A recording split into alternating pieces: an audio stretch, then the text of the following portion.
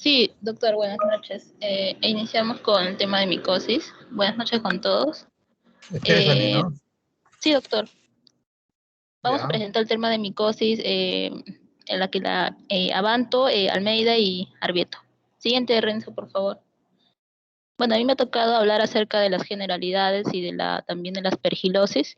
Vamos a hablar un poco de la micosis pulmonar así a grandes rasgos. Vamos a mencionar que este es un grupo de enfermedades que van a afectar al pulmón, ¿no?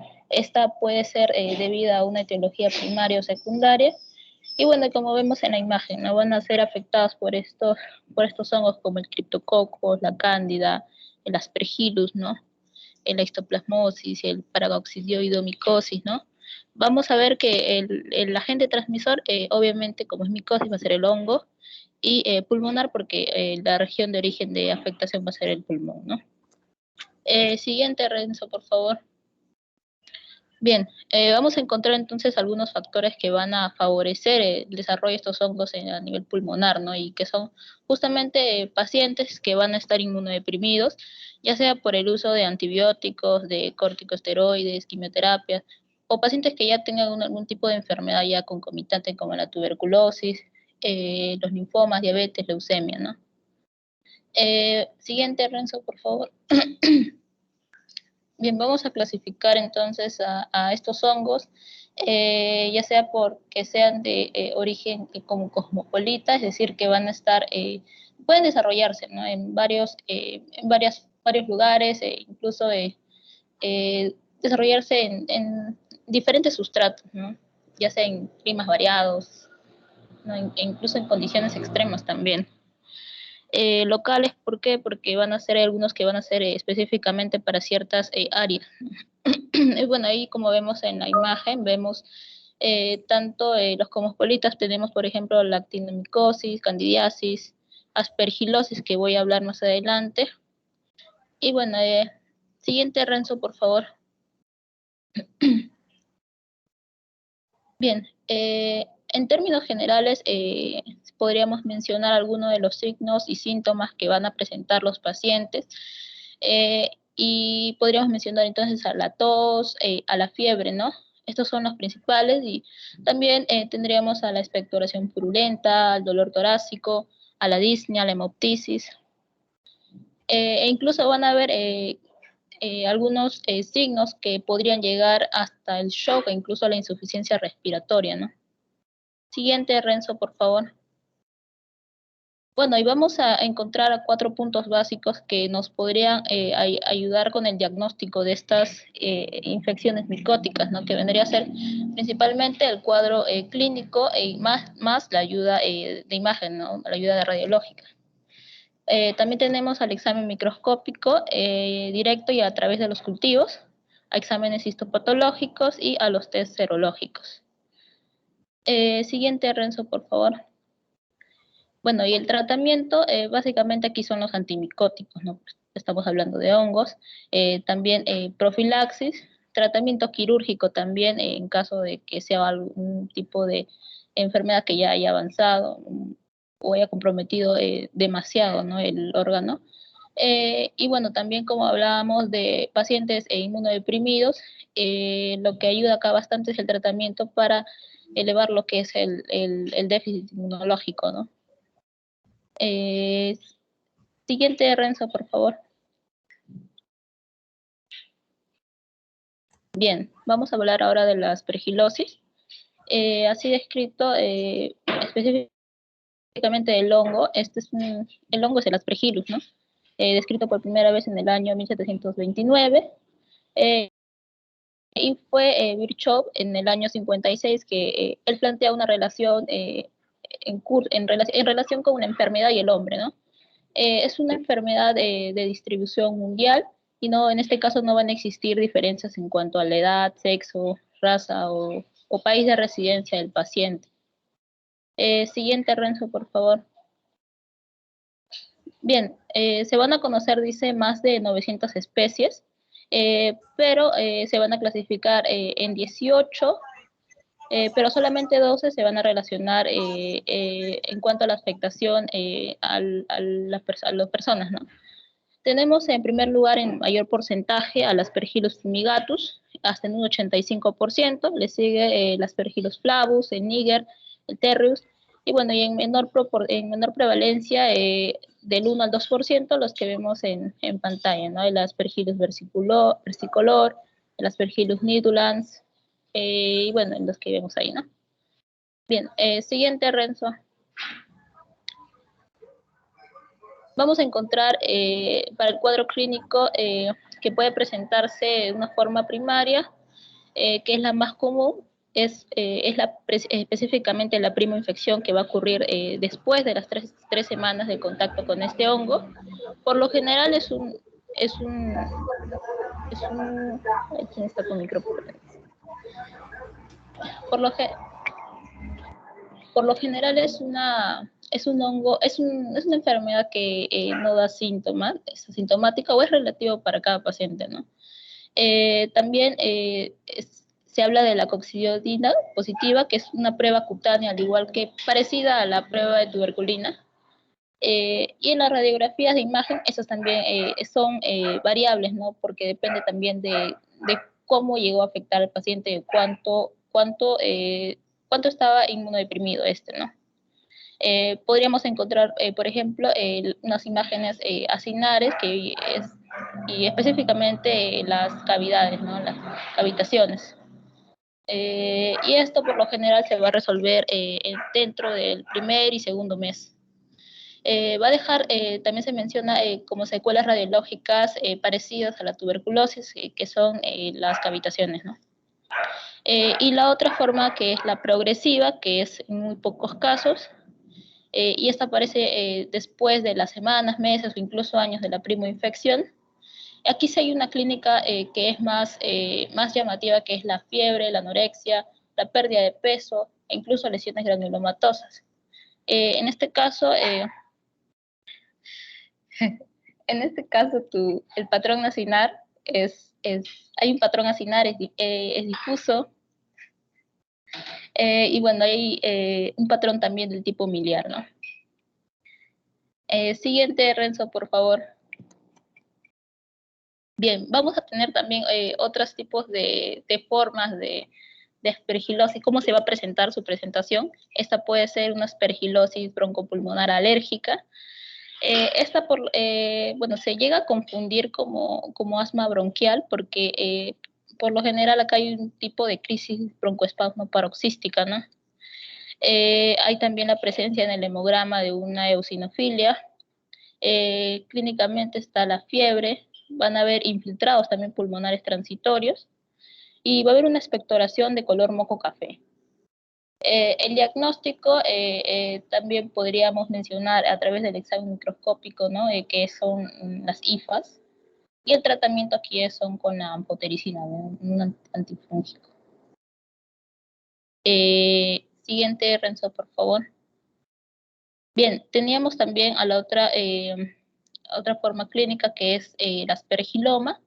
Esta es una masa, como vemos ahí en la radiografía, ¿no? Una masa que en este caso está situada en el pulmón izquierdo. Vemos que hay una especie de radioopacidad en forma circular.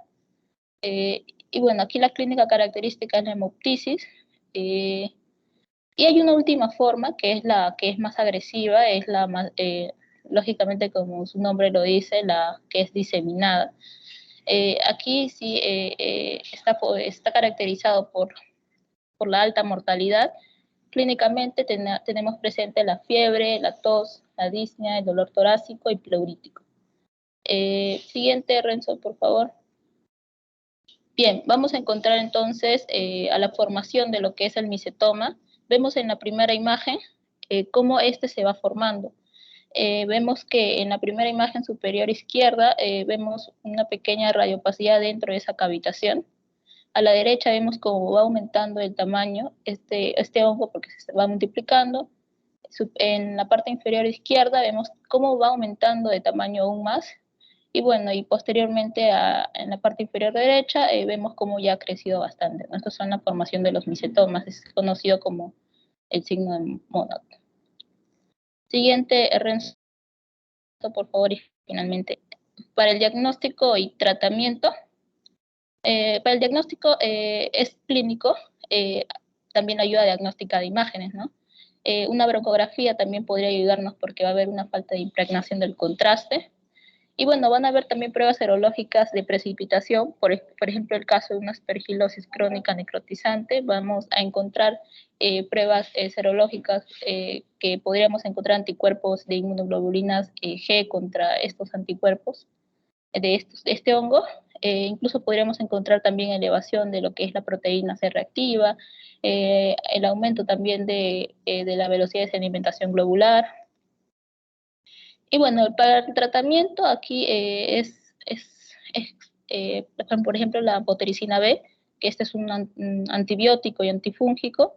Tenemos también lo que es los corticosteroides, el cromoglicato disódico, que este es un fármaco que va a inhibir la liberación de mediadores químicos como el de la inflamación. Eh, Bien, también tenemos al itraconazol, también para que ayudan, ¿no?, a tratar infecciones micóticas de los pulmones. Eh, Esa es para su forma alérgica y para su forma de aspergiloma se usa lo que es la amphotericina B intravenosa, eh, también un antifúngico. Y bueno, en casos de este aspergiloma, tanto más como que compromete más al pulmón, sí es necesario en algunas ocasiones la resección quirúrgica. Bueno, eso sería todo por mi parte. Gracias.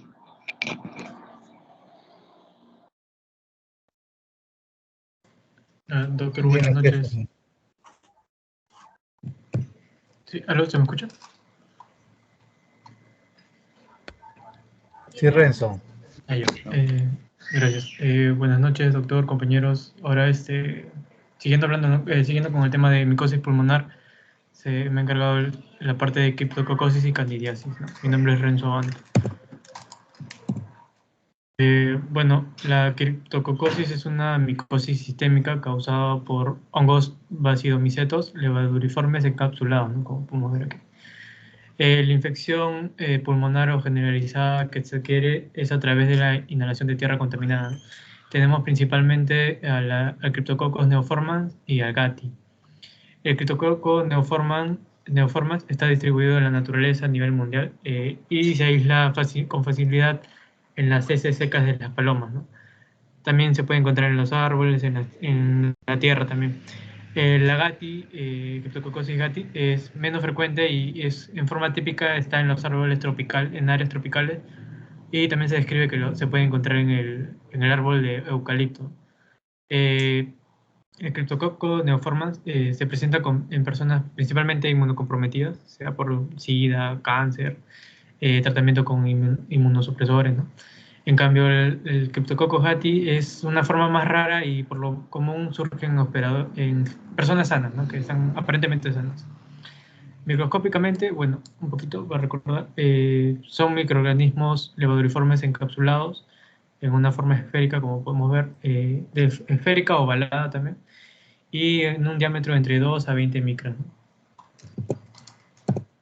La patogenia de esto es la criptococosis se contrae por inhalación de las células de esos microorganismos transportadas por el aire a partir de focos ambientales. Bueno, los criptococos no son parte de la microbiota natural del hombre. El primero, el neoformans, se encuentra ampliamente distribuido, como dije anteriormente, y bueno, más se relaciona con las heces de las aves, ¿no?, principalmente la paloma. En cambio, también la neoformans se puede encontrar en los árboles y la gati principalmente en el eucalipto, ¿no? Bueno, la contaminación de esto se relaciona, es por vía aérea, ¿no? Ingresa en los alveolos, todo el pulmón, y bueno, normalmente una persona sana, los macrófagos los fagocitan y ahí queda, ¿no? Pero en cambio, si es una persona con inmunodeprimida, esto, bueno, llega a ser la infección, toda la enfermedad, y puede propagarse. Principalmente esto se disemina al sistema nervioso central. En cuanto al cuadro clínico de esto, puede cursar de diversas formas, ¿no? Desde una infección asintomática hasta una neumonía que puede ser mortal, asociada con insuficiencia respiratoria. La infección sintomática suele desarrollarse lentamente, puede ser semanas, después de la colonización primaria por inhalación, como dije anterior. La progresión más rápida es en pocos días y se da en personas con inmunodeficiencias graves o en aquellos pacientes que están recibiendo alta dosis de glucocorticoides. Los infiltrados nodulares pueden ser unilaterales o bilaterales y se vuelven más difusos en las infecciones de mayor gravedad. Eh, Bien, aquí, en esta imagen de aquí de la izquierda, esto de aquí, que es una sola, eh, frecuentemente se observan granulomas y masas nodulares conocidas como criptococomas pulmonar, como podemos ver aquí una imagen radiopaca, localizadas en los bronquios o también en el parénquima pulmonar, ¿no? En cuanto a esta segunda imagen, se observan opacidades nodulares, ¿no? Que están marcaditas, círculo, y aquí también, con densidad de tejidos blandos proyectadas a nivel de los lóbulos superiores, superior e inferior izquierdo, ¿no? También, tenemos en estos pacientes que presentan dificultad respiratoria, disnea, tos con expectoración, fiebre y habitual dolor torácico, ¿no?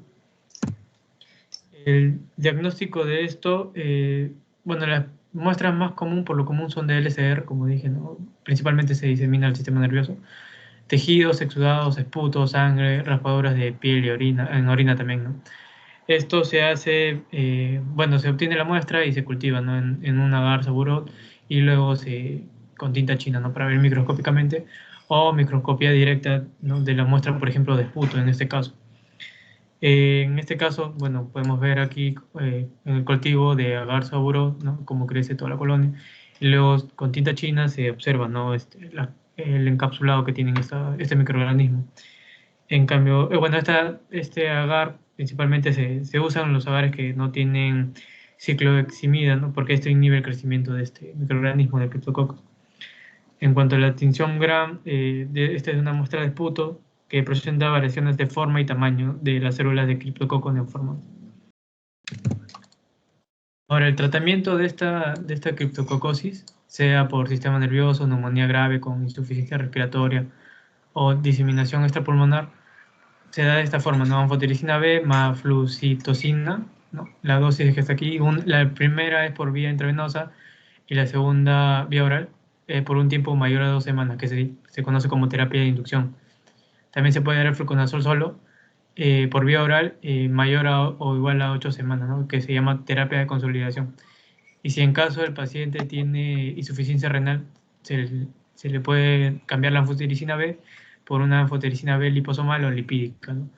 Y igual también hacer la combinación anfotericina B más fluconazol también mayor o igual a 8 semanas y así con el resto, ¿no? Y troconazol también. Este es un tratamiento más largo, de 10 a 12 semanas. Ahora, en cuanto a la candidiasis, esta es una levadura uniforme caracterizada morfológicamente por pequeñas estructuras ovoides de pared delgada y cuya reproducción es por gemación. Existen más de 150 especies, aunque solo principalmente 15 son reconocidas como patógenas para el hombre, ¿no? Principalmente, en primer lugar, tenemos a la Candida albicans, ¿no? Muy conocida. Bueno, existen diversos factores que han contribuido al aumento del número de infecciones fúngicas, entre ellos principalmente los pacientes inmunocomprometidos, ¿no? Ya ampliamente se está hablando de eso. Estos pacientes obviamente van a presentar alteraciones en la inmunidad y los van a ser más propensos para infección con este microorganismo, ¿no? Con esta candidiasis. Bueno, en la imagen podemos ver aquí podemos ver las colonias de levaduras, se estudian y se buscan las pseudohifas. Y la Candida albicans se identifica por la presencia de tubos germinativos, ¿no? Como podemos ver aquí, esta parte aquí. Esos vendrían a ser los tubos germinativos. El cuadro clínico, la candidiasis invasiva puede invadir, ¿no? Cualquier órgano y por lo tanto presentar una amplia variedad de manifestaciones clínicas.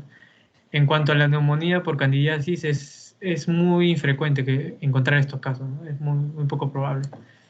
Esto se ha asociado a sepsis grave, ¿no? Choque séptico y falla orgánica múltiple de la misma manera que los agentes bacterianos. Bueno, también el paciente va a presentar tos. Dependiendo, ¿no? De dónde se encuentre la candidiasis, sea bronquial o pulmonar, la tos va a tener expectoración blanquecina si es en el bronquio o hemoptisis, ¿no? Si es una candidiasis pulmonar. Va a presentar fiebre y disnea también. En la imagen podemos ver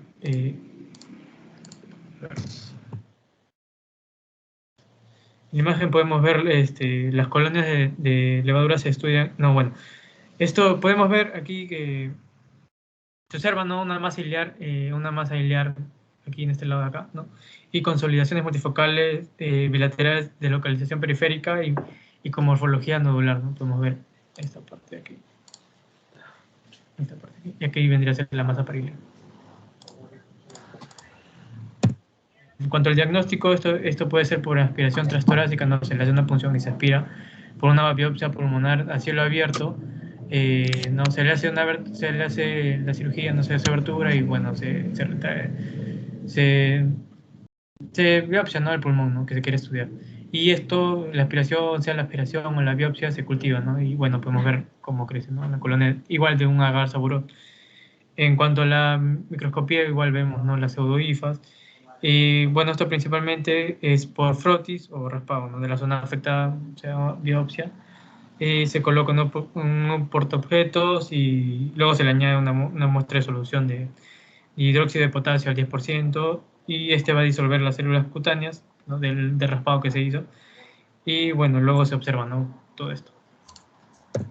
En cuanto al tratamiento, tenemos diversos fármacos, ¿no? Fluconazol, itraconazol, ketoconazol, anfotericina B también, caspofungina, micafungina, ¿no? Y el otro. Bueno, vemos el mecanismo de acción, igual la dosis que se le aplicaría que se le recomendaría a cada paciente y también lo que había encontrado que el principal de este tratamiento de esto es la anfotericina B y esto se puede añadir junto con la flucitosina también, ¿no? Bueno, evaluando también si es que el paciente es un paciente renal y como dije, si es paciente renal se cambia la anfotericina B por una liposomal o lipídica también. Y eso sería todo respecto a este tema.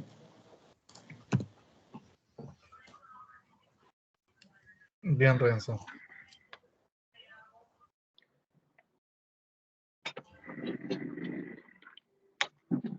Buenas noches, soy mi pantalla.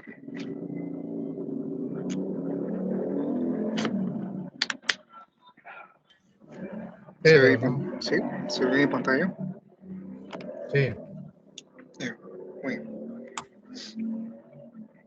Bueno, vamos a hablar de isoplasmosis y paracoxidio y onicosis.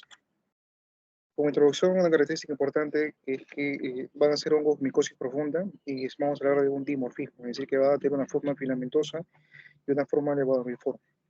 ¿Ya?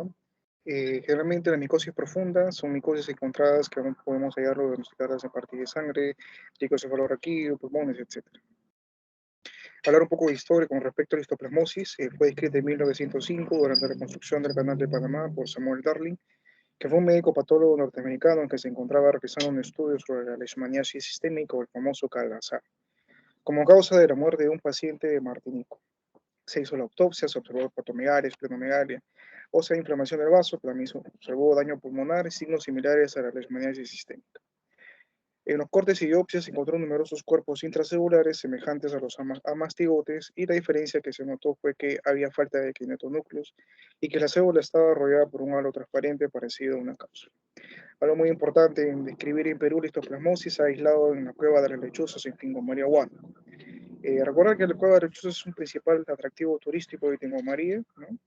Hay pues especies, una caverna natural del Guacharo, ¿no? Que es el Stratornis caripense, murciélagos también, habiéndose aislado en ese lugar listoplasma capsulatum del suelo de esta caverna. En el año 1995, perdón, 55, se hizo el primer estudio en las cuevas de las lechuzas, ¿correcto? Esta fue una revista publicada por, peruana, obviamente, por Lazarus y Ageio. Bueno, ellos describieron que en las cuevas de las lechuzas, miren ustedes, habían pues en Tingo María, aislaron el histoplasma capsulato, ¿no? De la tierra procedente de esta cueva. En esta foto micrografía 3, miren ustedes los micelios de los hongos y sus famosos conillas, procedente de Tingo María en este caso, y la figura 4 se observa el detalle de la ornamentación, características de las esporas del histoplasma capsulato. Es el primer estudio peruano sobre, en la cueva de la lechosa sobre histoplasma capsulato.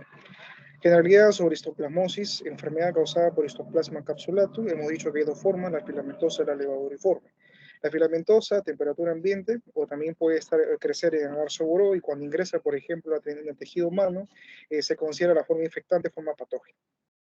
Entra un poco de epidemiología en Estados Unidos, centro, sur, Atlántico Medio, en Sudamérica, en la Amazonía peruana, a excepción de Chile, a datas del 2021. Preferencia por suelos húmedos. Se dice que es una enfermedad ocupacional, ¿no? Los murciélagos son los reservorios, pero no se transmite de persona a persona. Miren ustedes la forma filamentosa y la forma levaduriforme. Un poco de taxonomía, estamos hablando del género Histoplasma y la especie Capsulatum. Reino Fungias, Comiceta. La patogenia y la forma infectante, hemos dicho que es la filamentosa, llegan a los alvéolos por inhalación, es la forma, pequeñas esporas o llamadas también micronidias, donde adquieren la capacidad de gemación. Puede haber una reacción granulomatosa.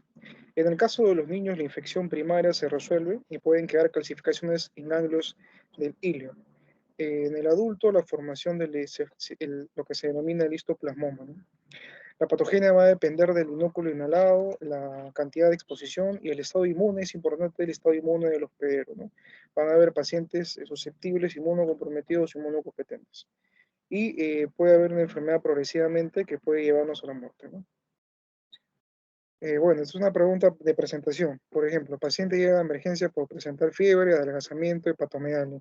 Se encuentran en los exámenes pancitopenia en la radiografía de tórax, se muestra a continuación. Si se sospecha de infección por Histoplasma capsulatum, ¿qué cuadro clínico tendría el paciente? Bueno, aquí la respuesta es histoplasmosis diseminada progresiva y vamos a ver de qué trata eso. Entonces, la histoplasmosis tiene un cuadro clínico. El 90-95% del cuadro clínico es asintomático, ¿ya? A través de la prueba de histoplasmina. En la radiografía puede observarse focos pulmonares con calcificaciones, como se vio en la diapositiva anterior. Un 5-10% de los síntomas son variados en los que existe una gran inhalación de filamentos. Se observa acá también que hay infección pulmonar aguda, una histoplasmosis pulmonar crónica y una histoplasmosis diseminada progresiva. En el caso de la aguda se caracteriza por fiebre, cefalea, tos, dolor torácico y disnea o malestar general. En la radiografía pueden observarse adenopatías ciliares con o sin una o más áreas de neumonitis. Es raro encontrar eritema nodoso, eritema multiforme y artritis, pero se han registrado casos en el mundo. En cuanto a la pulmonar crónica, surge como una infección oportunista, puede iniciar con tos con expectoración hemoctoica, pérdida de peso, fiebre y sudores nocturnos y afuresis. Se pueden encontrar infiltrados apicales uni o bilaterales, como veremos en una imagen posterior. Y la muerte puede llevar debido a las complicaciones, ¿no? Y finalmente la histoplasmosis diseminada progresiva, que era la pregunta introductoria, que generalmente afecta a frecuencia a niños inmunosuprimidos, ¿no? Presenta fiebre, diarrea, adelgazamiento, la hepatoesplenomegalia, característica, adenopatías, ictericia, anemia, leucopenia y trombocitopenia. El 25% de pacientes presenta úlceras induradas en la cavidad oral. La histoplasmosis va a depender mucho de la calidad inmunocompetente del paciente, ¿no? En el caso de huéspedes inmunocompetentes y en el caso de huéspedes inmunosuprimidos y ancianos, que se puede presentar como infección oportunista y llevarnos a una histoplasmosis diseminada progresiva o una histoplasmosis pulmonar crónica. Generalmente la histoplasmosis pulmonar aguda se presenta en un paciente huésped inmunocompetente expuesto a un gran inóculo. El diagnóstico puede hacerse a través del cultivo, que es el más efectivo, por así decirlo, la histoplasmosis pulmonar crónica a través del cultivo de esputo y la diseminada a través de hemocultivo y cultivo de médula ósea, lesiones cutáneas que vamos a observar también que es característico, muestras de hígado o líquido broncoalveolar. La radiografía puede ayudarnos, como mencioné, al diagnóstico. Acá se observa, por ejemplo, infiltrado bilateral. Del hemograma completo puede caracterizarse por pancitopenia, como vimos en la pregunta. Es también la tinción de plata en biopsia o lavado broncoalular nos va a ayudar a diferenciarnos. Y para tratamiento, bueno, en este caso nos preguntan cuál es el tratamiento para histoplasmosis diseminada progresiva. El mejor tratamiento para este estadio sería, para este estado sería la anfotericina B, ¿no? En cuanto a tratamiento de la histoplasmosis, la enfermedad leve, simplemente terapia de apoyo, y para cavitaciones crónicas se puede suministrar itraconazol oral a pacientes mayores de 1 año, y para la enfermedad pulmonar grave diseminada, lo ideal es la anfotericina B intravenosa y luego el itraconazol oral. Los efectos adversos de la anfotericina B son los que aquí menciono. Con respecto al segundo tema, que es la paracoccidio-micosis, generalidades, bueno, el agente causal es el Paracoccidioides brasiliensis, prevalente en Brasil, Colombia, Ecuador, Perú, también en zonas de selva. Vamos a presentar casos peruanos. Le gustan también los bosques tropicales húmedos. A la actualidad, el 2021, la frecuencia es mayor en hombres como 15-1. En el 2010 era como 10-1. ¿Por qué? ¿Por qué se debe esto? Porque las mujeres tienen un factor protector, que son los estrógenos, ¿no? En particular, las mujeres presentan el 17-beta-estradiol, que lo que va a hacer es inhibir la transformación de la fase micelial a la forma levaduriforme de este agente. No se contagia de persona a persona también, y la infección se da al inhalar las esporas del ambiente y no se conoce aún su reservorio. La sinonimia que ustedes aprecian acá, blastomicosis sudamericana, blastomicosis brasileña, transneuromatosis paracoccidioides, enfermedad de Lutz Esplendor Almeida, blastomicosis latinoamericana. Factores de riesgo, la infección de las personas agrícolas. Se han reportado casos aquí en Perú de personas agricultoras, ¿no? Por ejemplo, y también en especial a las cafetaleras. Bueno, esto es la clasificación dentro de las micosis sistémicas. Encontramos que la paracoccidioidomicosis es una micosis sistémica por hongos patógenos verdaderos, junto a la histoplasmosis, a la coccidioidomicosis y la blastomicosis norteamericana. Miren ustedes la distribución epidemiológica, geográfica de esta gente en Perú. Se han hallado casos en San Martín, Amazonas, Iquitos, Ucayali, Piura, Cajamarca, Huánuco, Cerro de Pasco, Junín, Ayacucho, Cusco, Madre de Dios, Puno y sus lugares de contagio específicamente. En el Perú, la distribución geográfica se limita a zonas tropicales de la ceja de selva y selva amazónica por el clima tropical. Se ha afectado a 13 departamentos, ¿no? Bueno, las regiones geográficas han sido perfectamente delimitadas por el doctor Oscar Romero. Distribución geográfica de la paracoccidiomico en el Perú. Altitud aproximadamente de encuentro y hallazgo de esta gente entre 134 y 2.628 metros sobre el nivel del mar. La temperatura, la mínima en que el caso hallado en Perú fue de 11 grados y la máxima hallada fue de 34.5 de hallazgo de estos agentes. Antígeno responsable de inhibir la capacidad fungicida de macrófagos en una infección primaria por P. brasiliensis. El GP43. Vamos a ver de qué trata eso. La patogenia. Recordar que es un hongo dismórfico térmico, permite la adaptación al tejido. También esta agente permite la secreción de enzimas proteolíticas, lo que permite aumentar su supervivencia. Tiene o genera presencia de moléculas de adhesión. En cuanto a la paracoccidiomicosis brasiliensis, hay una glucoproteína que es la GP43, que lo que va a hacer es inhibir la capacidad fungicida de los macrófagos frente a una infección. Entonces, lo que hace es, esto le sirve para la evasión de la infección primaria en pacientes susceptibles. En relación a una infección por P. brasiliensis, ¿cuál es la correcta? La infección es por vía fecal oral. La mayor parte de las infecciones son asintomáticas, no existe compromiso extrapulmonar y fase inicial de la infección se presenta con gran compromiso pulmonar y sintomatología asociada. Bueno, aquí lo correcto para motivarme fue la clave. La clave A está mal porque es por inhalación, no vía fecal oral, por esporas. La C también está mal porque sí existe un compromiso extrapulmonar. Puede haber afectación de gastrointestinal, afección de piel, afección de ganglios, etc. De fase inicial de la infección también está mal porque la fase puede ser asintomática y el hongo se adhiere al tejido local, en este caso el pulmón, y en este periodo trata de adaptarse. La mayoría de personas no son inmunocomprometidas. En cuanto al cuadro clínico, la mayoría hemos dicho que son asintomáticos, pueden presentar, pacientes peruanos han presentado úlceras, vamos a ver unas fotos ahorita de pacientes peruanos, úlceras dolorosas en mucosa nasal, faringe, laringe, linfadenopatías, y por supuesto han presentado manifestaciones extrapulmonares. Se dice también que hay una infección latente, que es una forma inicial pulmonar, es precisamente lo que explica la sintomatología, la asintomatología, y lo que le permite al hongo adaptarse. Posteriormente, este hongo se disemina por sangre, por vía hematógeno linfática, que también es asintomática, y se puede, digamos, estadiar, ¿no? Aguda, subaguda, menores de 30 años, crónica generalmente se presenta a menores de 30 años, y residual son secuelas. Es importante mencionar que la literatura menciona que se puede desarrollar por algún tipo de disrupción en el estado inmune del paciente. O sea, generalmente a veces es asintomático, pero se presenta, digamos, este cuadro clínico un poco más complicado cuando cuando el estado inmune del paciente está comprometido. Miren ustedes acá una imagen de pacientes peruanos, miren ustedes las lesiones cutáneas ulceronecróticas, ¿no?, de la gente, miren cómo hay afectación, por ejemplo, a nivel ganglionar. Este es otro paciente a nivel eh, submaxilar y a nivel supraclavicular, la afectación. En este caso, este es un paciente de compromiso que tiene concavidad oral y pérdida de dientes. Y en este caso vemos acá las lesiones granulomatosas. Recuerden que también puede formar granulomas a nivel de mucosa oral, nasal y cutáneo, ¿no? Incluso se han hallado granulomas a nivel cerebral en Perú.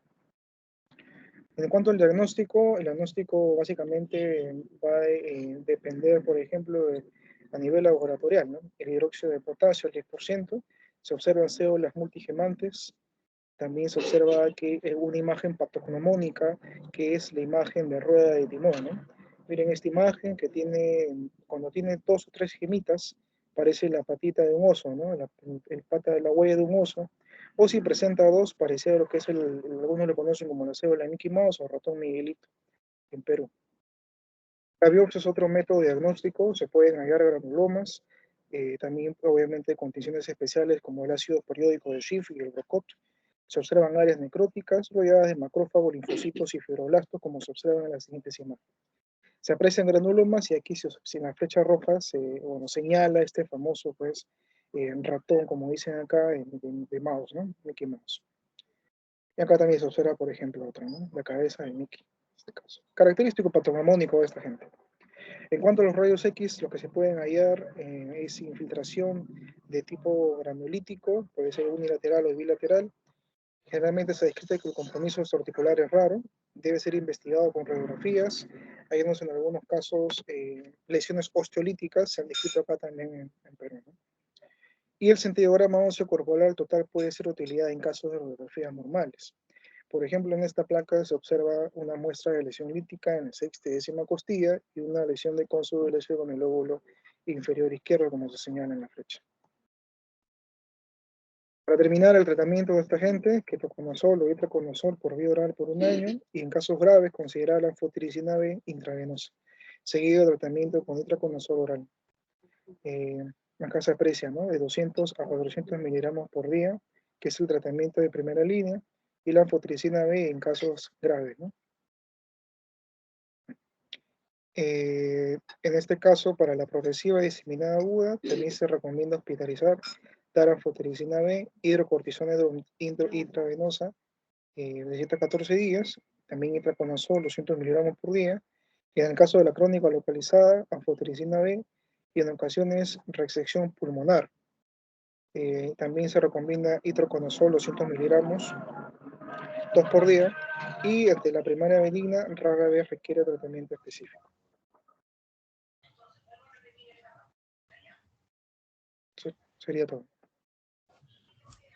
Bien, Pedro. Muy bien. Bueno, el mundo de la micosis también es apasionante, pero hay que sospecharlo. Si no sospechamos, lamentablemente no nos vamos a orientar.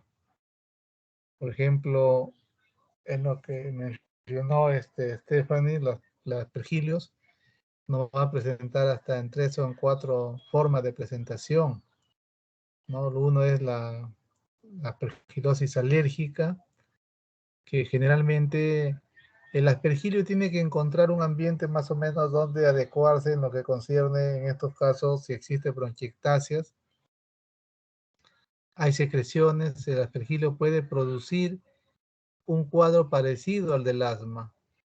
Muchos que han tenido tuberculosis presentan pues todos con expectoración, sibilancias muchas veces, y van a un médico y le dicen, ¿sabe qué? Tú tienes asma. Y le dicen, después de la tuberculosis te ha dado el asma. Y eso no es así. Eso es una hiperreactividad bronquial secuelar a la tuberculosis. Generalmente en esas secreciones debe haber aspergilios. El paciente mejora considerablemente cuando se le da pues un tratamiento con itraconazol, por ejemplo, 100 miligramos en la mañana y 100 miligramos en la noche. Eliminamos el aspergilio y ya no hay quien produzca esa inflamación y esa sensación de broncoespasmo. La otra parte, la tumoral, es la que deja una cavidad. Acá es bastante frecuente la secuela de la tuberculosis. Deja una cavidad, el hongo, el aspergilio entra, anida, forma su familia, pero forma una bola fúngica, pero no lo llega a completar totalmente la cavidad. Siempre deja un halo, siempre deja una imagen radiolúcida en forma de media luna. Eso se conoce como el signo de Monod, que es también típico del aspergiloma. Y cuando hablamos ya de una aspergiloma invasiva, generalmente eso ya se diseminó y generalmente es mortal, a pesar que le demos la anfotericina y tiene un compromiso amplio. Hemos tenido algunos pacientes con aspergilosis, lamentablemente han fallecido porque es una diseminación que se hace y el paciente sobre todo pues también está inmunocomprometido, lo que hemos tenido. Después el otro que hay que tener en cuenta es el histoplasma, ¿no? El histoplasma, hay que tener en cuenta los viajes que hacen los turistas, ¿no? El típico, la cueva de la lechuza. Pero a veces no necesariamente ir a la cueva de la lechuza, sino van a la selva. Mira, acá hay entren acá, hay unas cavernas, van a ver que salen murciélagos, pero no saben que en la parte baja están los excrementos de los murciélagos o de las aves que pasan. Entonces, al pisarlo, pues, si están secas, cruje todavía, pero se eleva un polvillo y ahí van las esporas y lamentablemente se las aspiran y después de una semana comienza a tener el cuadro típico. Y el histoplasma se asemeja mucho a la tuberculosis, produce lesiones cavitales en los lóbulos superiores, se confunde justo con el paragonismo. La tuberculosis y el histoplasma presentan síntomas típicos de tuberculosis e imágenes radiográficas también muy semejantes a la tuberculosis. Entonces, antes se podía entrar pues a la cueva de la lechuza, pero después de hace unos años han prohibido la entrada, está cercado, ya no pueden entrar o entran hasta cierta distancia nada más. Entonces, con la intención de disminuir los casos de histoplasmosis a los que van de turistas, sobre todo aquellas partes donde hay cavernas o cuevas. Y después la paracoicidioidomicosis es una patología bastante frecuente en la selva, ¿no? Lux, un médico brasileño, se dedicó toda su vida a ver sobre el paragonismo, pero sobre la paracoicidioidomicosis, y acá nosotros teníamos un maestro que llegamos a ver cerca de 50 pacientes con paragonismo diagnosticados, ¿no? Que no solamente producen lesiones pulmonares, producen lesiones mucóticas, lesiones en la piel, ganglionares, así como hemos visto. Habíamos tenido un paciente que tenía una tuberculosis ganglionar, pero no se había demostrado el agente etiológico. Pero si tú no sospechas, no vas a pedir. Entonces, en este caso, con el doctor pedimos estudio de la secreción y un pedazo de tejido y se vio pues la característica del timón de barco, ¿no? El timón de barco o la cabeza de Mickey Mouse, ¿no? Son típicos o patognomónicos. Si demostramos eso, si observamos eso en el microscopio, prácticamente es como si nosotros viéramos al bacilo de Koch positivo, una cruz, dos cruces, que nos da el diagnóstico, igual nos da el diagnóstico también de una paracoxidoidemicosis. El tratamiento son largos de la micosis, ¿no? Primero tratar de la fase aguda, generalmente con anfotericina cuando está muy descompensado, y de mantenimiento damos pues el itraconazol 100 cada 12 horas por más o menos 6 a 8 meses, por lo menos el tratamiento. Bueno, interesante. Vamos a ver lo que son las parasitosis pulmonares.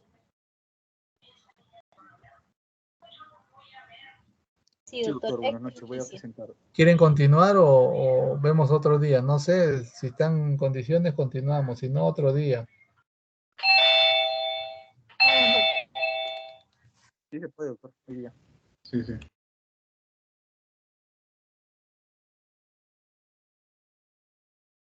Buenas noches, doctor.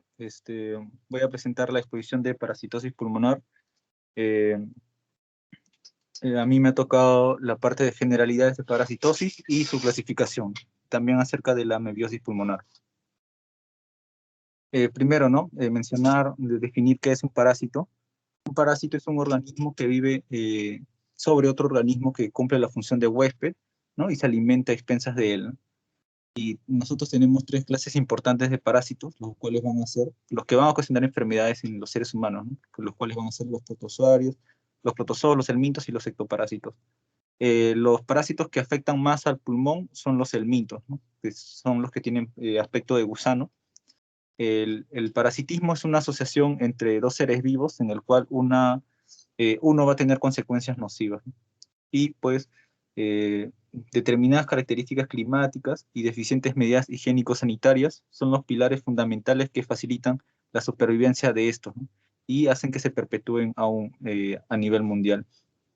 Esto más que todo se ve, ¿no? En las zonas, acá en nuestro país, ¿no? En las zonas donde hay mayor índice de pobreza, ¿no? Por ejemplo, en la zona de la sierra, norte, sur o en la selva, ¿no? Donde el hecho de que las personas o las familias vivan, sean pobres, ¿no? También está relacionado a que tal vez no tengan agua o hay un déficit de estas medidas, ¿no? Higiénicas, y pues esto ocasiona, ¿no? Que puedan tener alguna parasitosis, ¿no?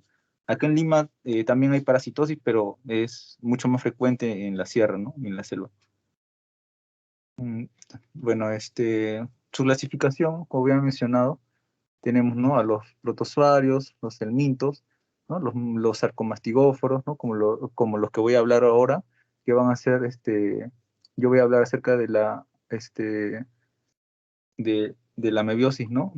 Tenemos acá una clasificación de flagelados, pseudópodos, yo voy a hablar de la entamoeba histolítica, los apicomplexa, que se dividen en coccidia, piroplasmina, aemosporina, también silíforos, microsporas.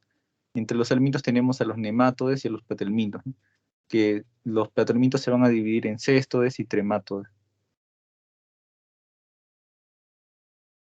Bueno, acá tenemos un cuadro donde vemos los parásitos que ocasionan patologías pulmonares, ¿no? Los que acá está el que voy a hablar, ¿no? Que es la entamoeba histolítica, que va a producir la amibiasis pulmonar, que es una amibiasis extraintestinal, ¿no? Que en realidad estas amibiasis, bueno, esta extraintestinal, este proceso es raro, ¿no? Y la amibiasis pulmonar suele ser más rara todavía, ¿no? La más común entre las amibiasis extraintestinales son la hepática. También tenemos a la leishmania, ¿no? Al plasmodium, Echinococcus, etcétera. ¿Y cómo producen estos síntomas respiratorios, ¿no? ¿Cuál es la patogenia? Hay tres mecanismos, ¿no? El primer mecanismo es el estímulo de hipersensibilidad que ocurre durante su ciclo vital, donde estos parásitos van a desencadenar una respuesta de tipo IgE, cuyo resultado va a ser la formación de complejos inmunes, y estos van a destruir, ¿no? Estos complejos inmunes van a destruir al parásito, ¿no? Y estos van a ser eliminados posteriormente por los macrófagos. Entonces, si estos complejos no se eliminan por completo, se desencadenan reacciones de hipersensibilidad de tipo 3, que van a estar mediados por complejos antígenos anticuerpos, y estos van a generar neumonitis, artritis y otras reacciones inflamatorias sistémicas. El segundo mecanismo es por una invasión directa del parénquima pulmonar o el espacio pleural. Y esto se observa tanto en los parásitos que poseen una fase hematógena como en aquellos que realizan el ciclo del Loss, ¿no? Y producen el síndrome de Loeffler. Y Entonces se va a producir una neumonía por una acumulación de eosinófilos, ¿no? Una acumulación pulmonar de eosinófilos que van a invadir el parénquima pulmonar. Y entre estos tenemos, ¿no?, al Ascaris lumbricoides. Y por último, la migración desde los órganos infectados, donde se van a producir, un ejemplo de esto es el que voy a hablar, ¿no?, la entamoebistolítica, que va a producir un absceso hepático, y estos se suelen romperse, y pues hay una migración, ¿no?, desde el hígado hacia la pleura. Acá vemos otro cuadro de los parásitos y los síntomas que suelen ocasionar, ¿no? Vemos acá, el que voy a hablar yo, la entamoebistolítica, suele ocasionar tos, ¿no?, disnea, neumonitis, y pues suele ser una tos no productiva, ¿no? Acá un poco más entrando al tema, voy a explicar un poco de su ciclo. La transmisión va a ser fecal-oral, ¿no? La persona va a introducir estos quistes, ¿no? Va a ingerirlos, ya sea por el déficit de estas medidas sanitarias que mencioné, ¿no? Tal vez no se lava correctamente las manos, etc. O hay contaminación en sus alimentos se encuentran contaminados, entonces ingieren estos quistes que van a ser el estadio infectante y el estadio diagnóstico, ¿no? Entonces ingieren, y estos quistes van a ser ácido resistentes. Entonces a nivel del estómago, pues no les va a afectar, ¿no? Van a llegar al intestino, y acá van a eclosionar. Y van a eclosionar y se van a liberar los trofosoditos, ¿no? Estos trofosoditos son aproximadamente 8 trofosoditos por un quiste que al momento de eclosionar. Y pues en una persona sana no ocasionan enfermedad, ¿no? Simplemente vuelven a enquistarse y son excretados por las heces. Y vuelve a ocurrir el ciclo. Pero en personas con factores de riesgo, como pueden ser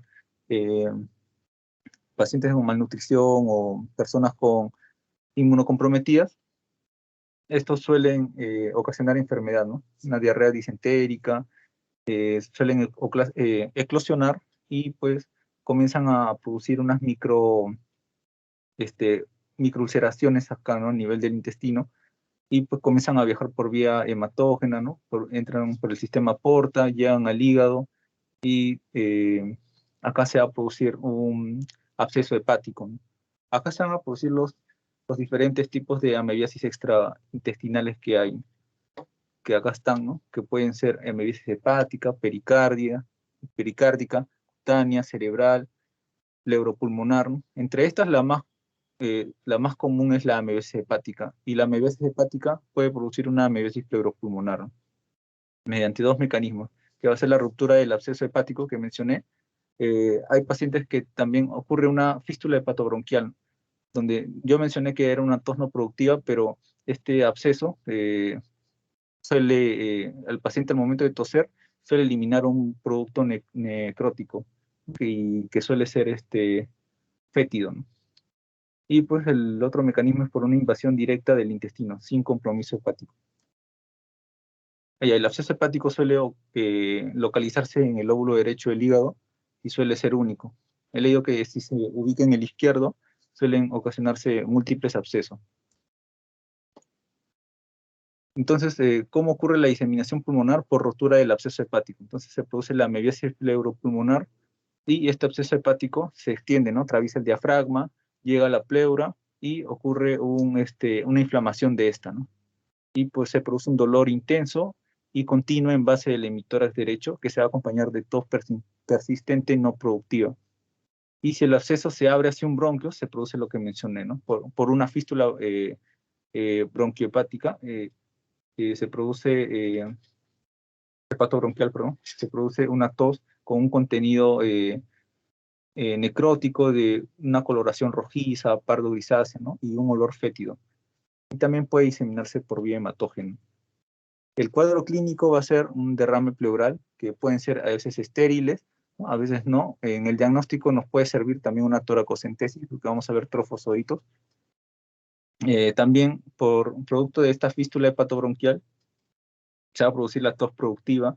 Bueno, es una tos que va con una expectoración, ¿no?, de este material necrótico, y que puede contener amebas, ¿no? Y puede ser útil también, ¿no? Un test de esputo para observar estos trofozoitos acá, ¿no? El diagnóstico, pues, suele ser mediante un examen coproparasitológico, una colonoscopía, pruebas inmunológicas, ¿no? Como puede ser ELISA, PCR, pruebas serológicas, ¿no? Y pues también nos puede servir la toracocentesis, ¿no? Lo que había mencionado, la toracocentesis y el test de esputo, pero estos tienen una baja sensibilidad, ¿no? Entonces, bueno, sería útil pedir ambos, ¿no? Para aumentar la sensibilidad.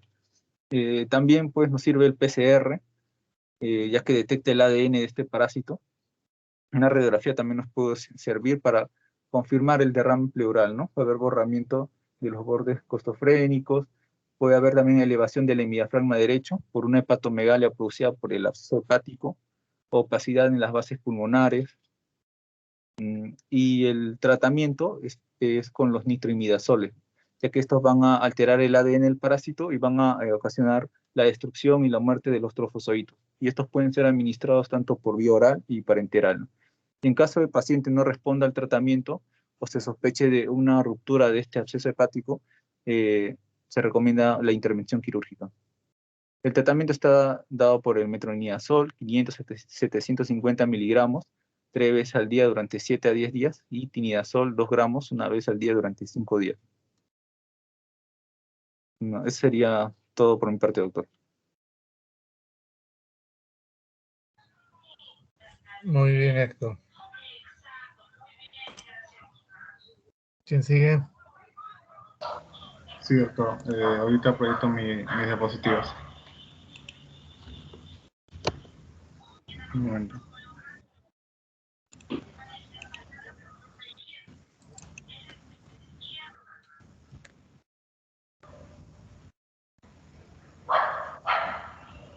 Ya, creo que sí se ve, ¿no? Bueno, el tema que me ha tocado exponer a mí es toxoplasmosis pulmonar. Soy Joaquín Angulo Ortiz de Clarco, ¿no? Buenas noches a todos, ¿no? El docente González. A ver, primero, las generalidades de la toxoplasmosis. Podemos decir que el toxoplasma es una infección, ¿no? Producida por un protozoario intracelular obligado, denominado Toxoplasma gondii, ¿no? Y si lo clasificamos, podemos decir en la taxonomía que es del reino protista, filo Myozoa, intrafilo apicomplexa, ¿no? Clase Conoidacida, orden Eucoquix, bueno, el nombre acá, ¿no? Eucoquiciodiorida, etcétera, ¿no? En género Toxoplasma, especie Gondii, ¿no? Bueno, entonces vemos que es una zoonosis, es producido por el protozoario obligado y tiene distintas fases en su desarrollo, ¿no? La fase taquizoíto, bradizoíto y el ooquiste. Bueno, el taquizoíto es la forma de infección e infestación aguda. Es lo que vamos a encontrar, por ejemplo, en la sangre, ¿no? En exámenes de sanguíneos, por ejemplo, tiene un aspecto de media luna y un complejo apical, ¿no? Aquí vemos en C el complejo apical. Es por eso que pertenece a este grupo de los apicomplexa, por el complejo apical. Este complejo apical es fundamental para la invasión como para la proliferación del parásito. Luego viene el leuquista, que es la fase esporulada del toxoplasma, ¿no?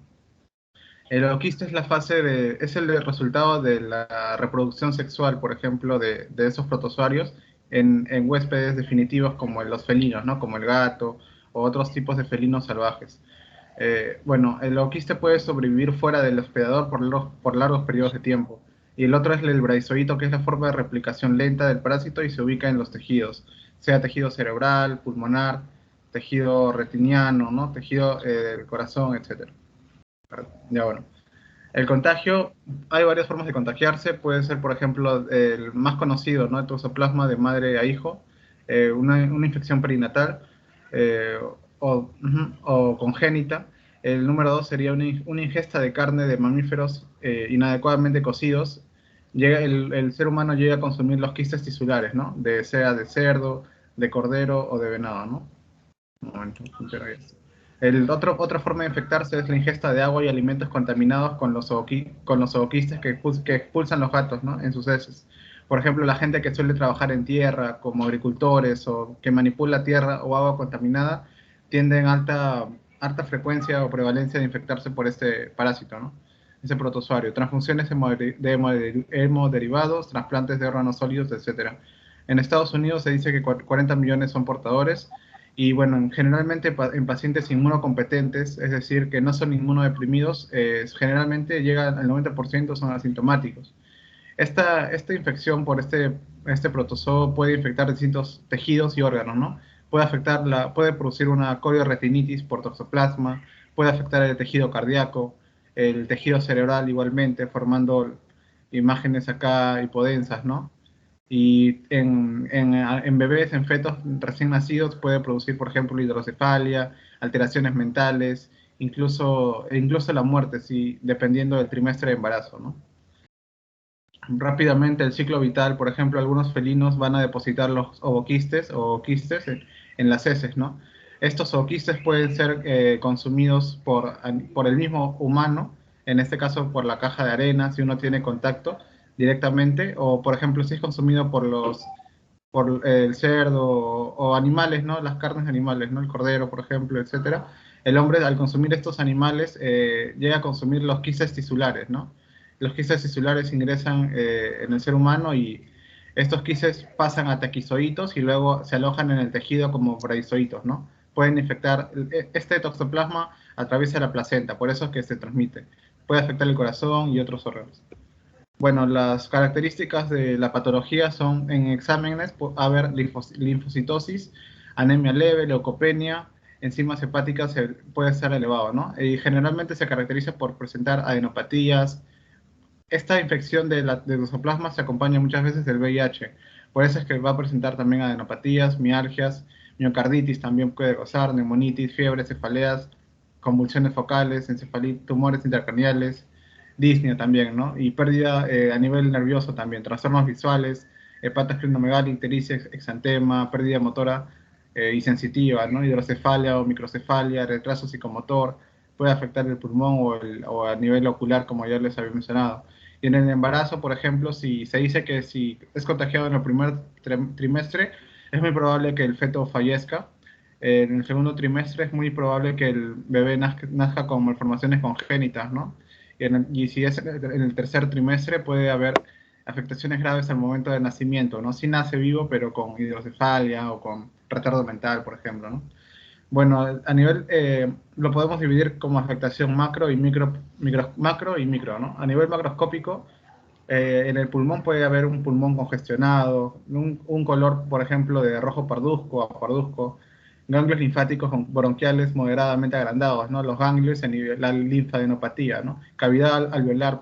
Esta imagen, este toxoplasma se asemeja también un poco a la TBC porque va a formar cavidades con exudado, ¿no? Y pleuras con distintos focos hemorrágicos, por ejemplo. A nivel micro puede producir, por ejemplo, una membrana de fibrina, exudado purulento, infiltración de neutrófilos en el alveolo, así como desprendimiento de la pared, los trofozoitos o taquizoitos del toxoplasma y quistes en células epiteliales y macrófagos, linfocitosis en el intersticio del alveolo y granulomas, ¿no? Lo que les había mencionado, se parece a la TBC porque puede producir granulomas con necrosis rodeada de linfocitos y células multinucleadas, ¿no? Por ejemplo, en esta imagen vemos acá especie de una célula multinucleada, ¿no? Etcétera. En este caso, el toxoplasma está intracelularmente porque es un parásito intracelular que puede estar alterando la arquitectura, ¿no? del tejido, ¿no? Formando como granulomas. Bueno, luego las características clínicas de este toxoplasma pulmonar pueden ser, por ejemplo, disnea, tos, fiebre, mialgias, artralgias, adenopatías, ¿no? No hay algo específico. Y de forma crónica, tos persistente y la disnea, ¿no? Generalmente en la mayoría de pacientes va a ser asintomáticos, pero en inmunodeprimidos es generalmente donde afectan, ¿no? En un gran porcentaje. También podemos saber la radiografía de tórax, donde se va a ver una neumonía, generalmente bilateral o unilateral, con adenopatías, ¿no? Micronódulos. Esto es importante porque puede presentar infiltrados intersticiales, ¿no? Un patrón reticular. Puede haber derrames pleurales y en las tomografías opacidades en vidrio de lustrado, ¿no? Bueno, las formas, ocurre en tres situaciones el contagio de toxoplasma pulmonar. Una es en la toxoplasmosis congénita para el feto, el otro es en pacientes con SIDA porque esa enfermedad se asocia mucho al VIH también por la inmunodepresión. y el otro es pacientes con inmunosuprimidos, pero no asociados a VIH. El diagnóstico es importante tener en cuenta mucho la historia clínica, los antecedentes, si ha estado expuesto o no por ejemplo, a trabajos de tierra, ¿no? Agua contaminada, o ha comido alimentos mal cocidos, exposición a felinos, ¿no? Como gato, cambia la caja de arena seguidamente, ¿no? O embarazos, ¿no? Entonces debemos tener en cuenta mucho la historia clínica.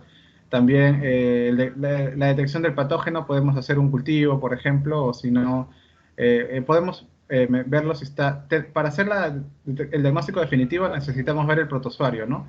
Sea en sangre, LSR, médula ósea, esputo, orina, etcétera, ¿no?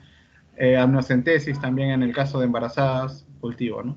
La prueba de Torch, la primera TO es de toxoplasma, ¿no? Esto se hace para ver en pacientes, por ejemplo, en gestantes, ¿no? Se les pide esta prueba para ver si el futuro bebé puede presentar alguna infección congénita, ¿no?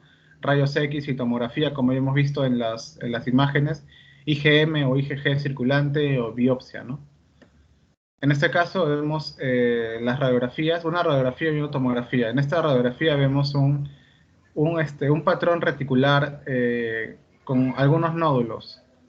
Generalmente se dice que la toxoplasma causa un patrón reticular, ¿no? Aquí vemos una radiopacidad como si fuera congestionado, ¿no? Acá en el campo pulmonar derecho, ¿no? Todo el campo, no solo en la parte superior, sino afecta todo. Y acá ligeramente en la parte izquierda. En cambio, acá cuando vemos en la tomografía podemos apreciar generalmente en la parte izquierda, ¿no? En la parte basal se aprecia, ¿no? Que puede haber una hiperdensidad, ¿no? Entonces esto generalmente causa un patrón reticular como les había mencionado y hay que saberlo identificar rápidamente, ¿no?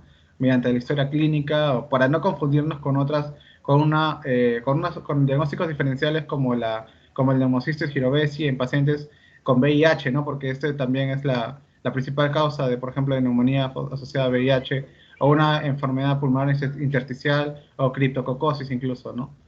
Etcétera. Entonces, al examen físico se dice que tanto la inspección, palpación y percusión no añaden datos significativos, pero sin embargo en la ocultación podemos escuchar estertores crepitantes, ¿no? Algunos dicen tipo velcro, por ejemplo, pero se escucha, ¿no? Entonces, bueno, el tratamiento, para ya finalizar, no está indicado para pacientes inmunocompetentes.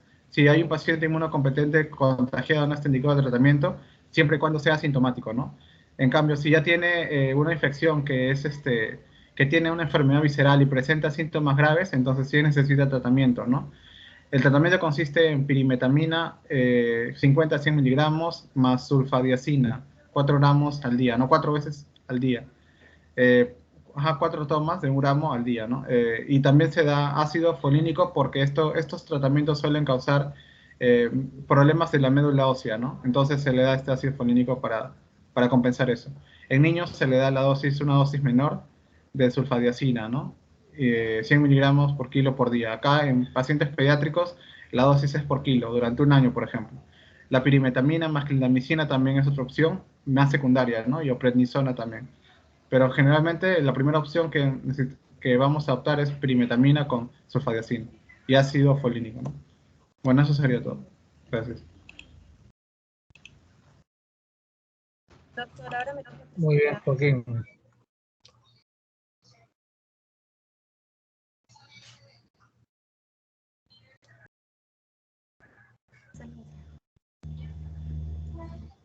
falta H. Sorry, H, me había equivocado. No, para continuar con la posición. Vamos, Pablo. Vamos a hacer rapidito. Soy el alumno Acho Rojas. Me toca hablar sobre Paragonimus.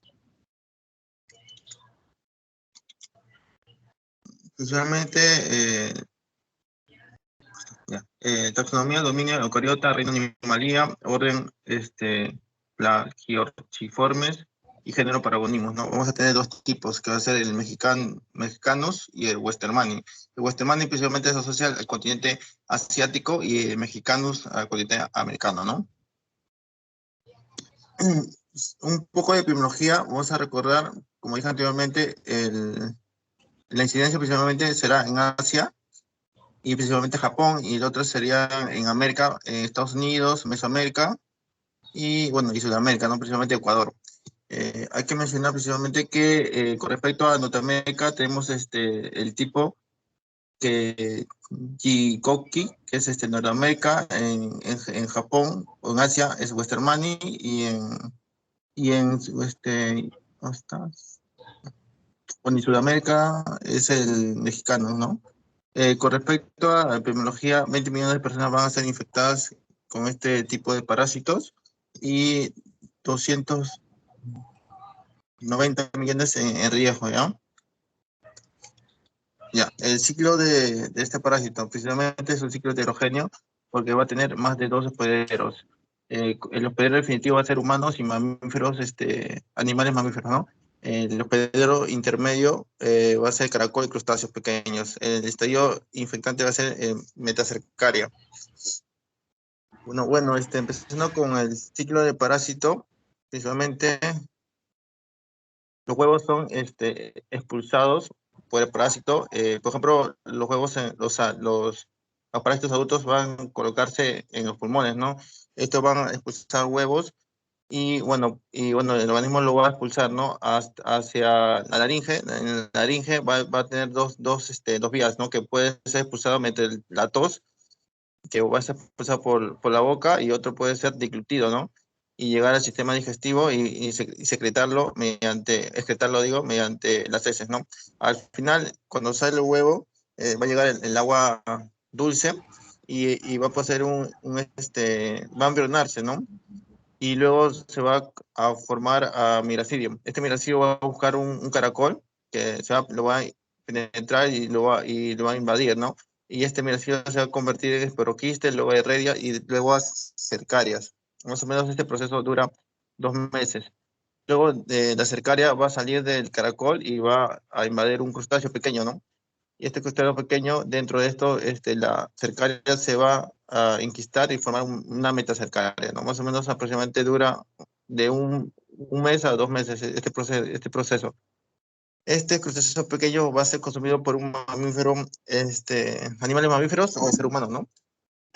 Ya esto, cuando es ingerido, llega al intestino, este, este parásito se va a desenquistar en el duodeno y va a perforar, ¿no? Y va a llegar a la cavidad peritoneal, luego va a perforar, va a pasar diafragma, va a llegar a la cavidad pleural y va a perforar y llegar a parénquima pulmonar, ¿no? Y después colocado en el pulmón, de ahí a 1 o 2 meses igual se va a colocar a estado adulto y va a producir los huevos, ¿no? Y así sucesivamente sigue el ciclo, ¿no?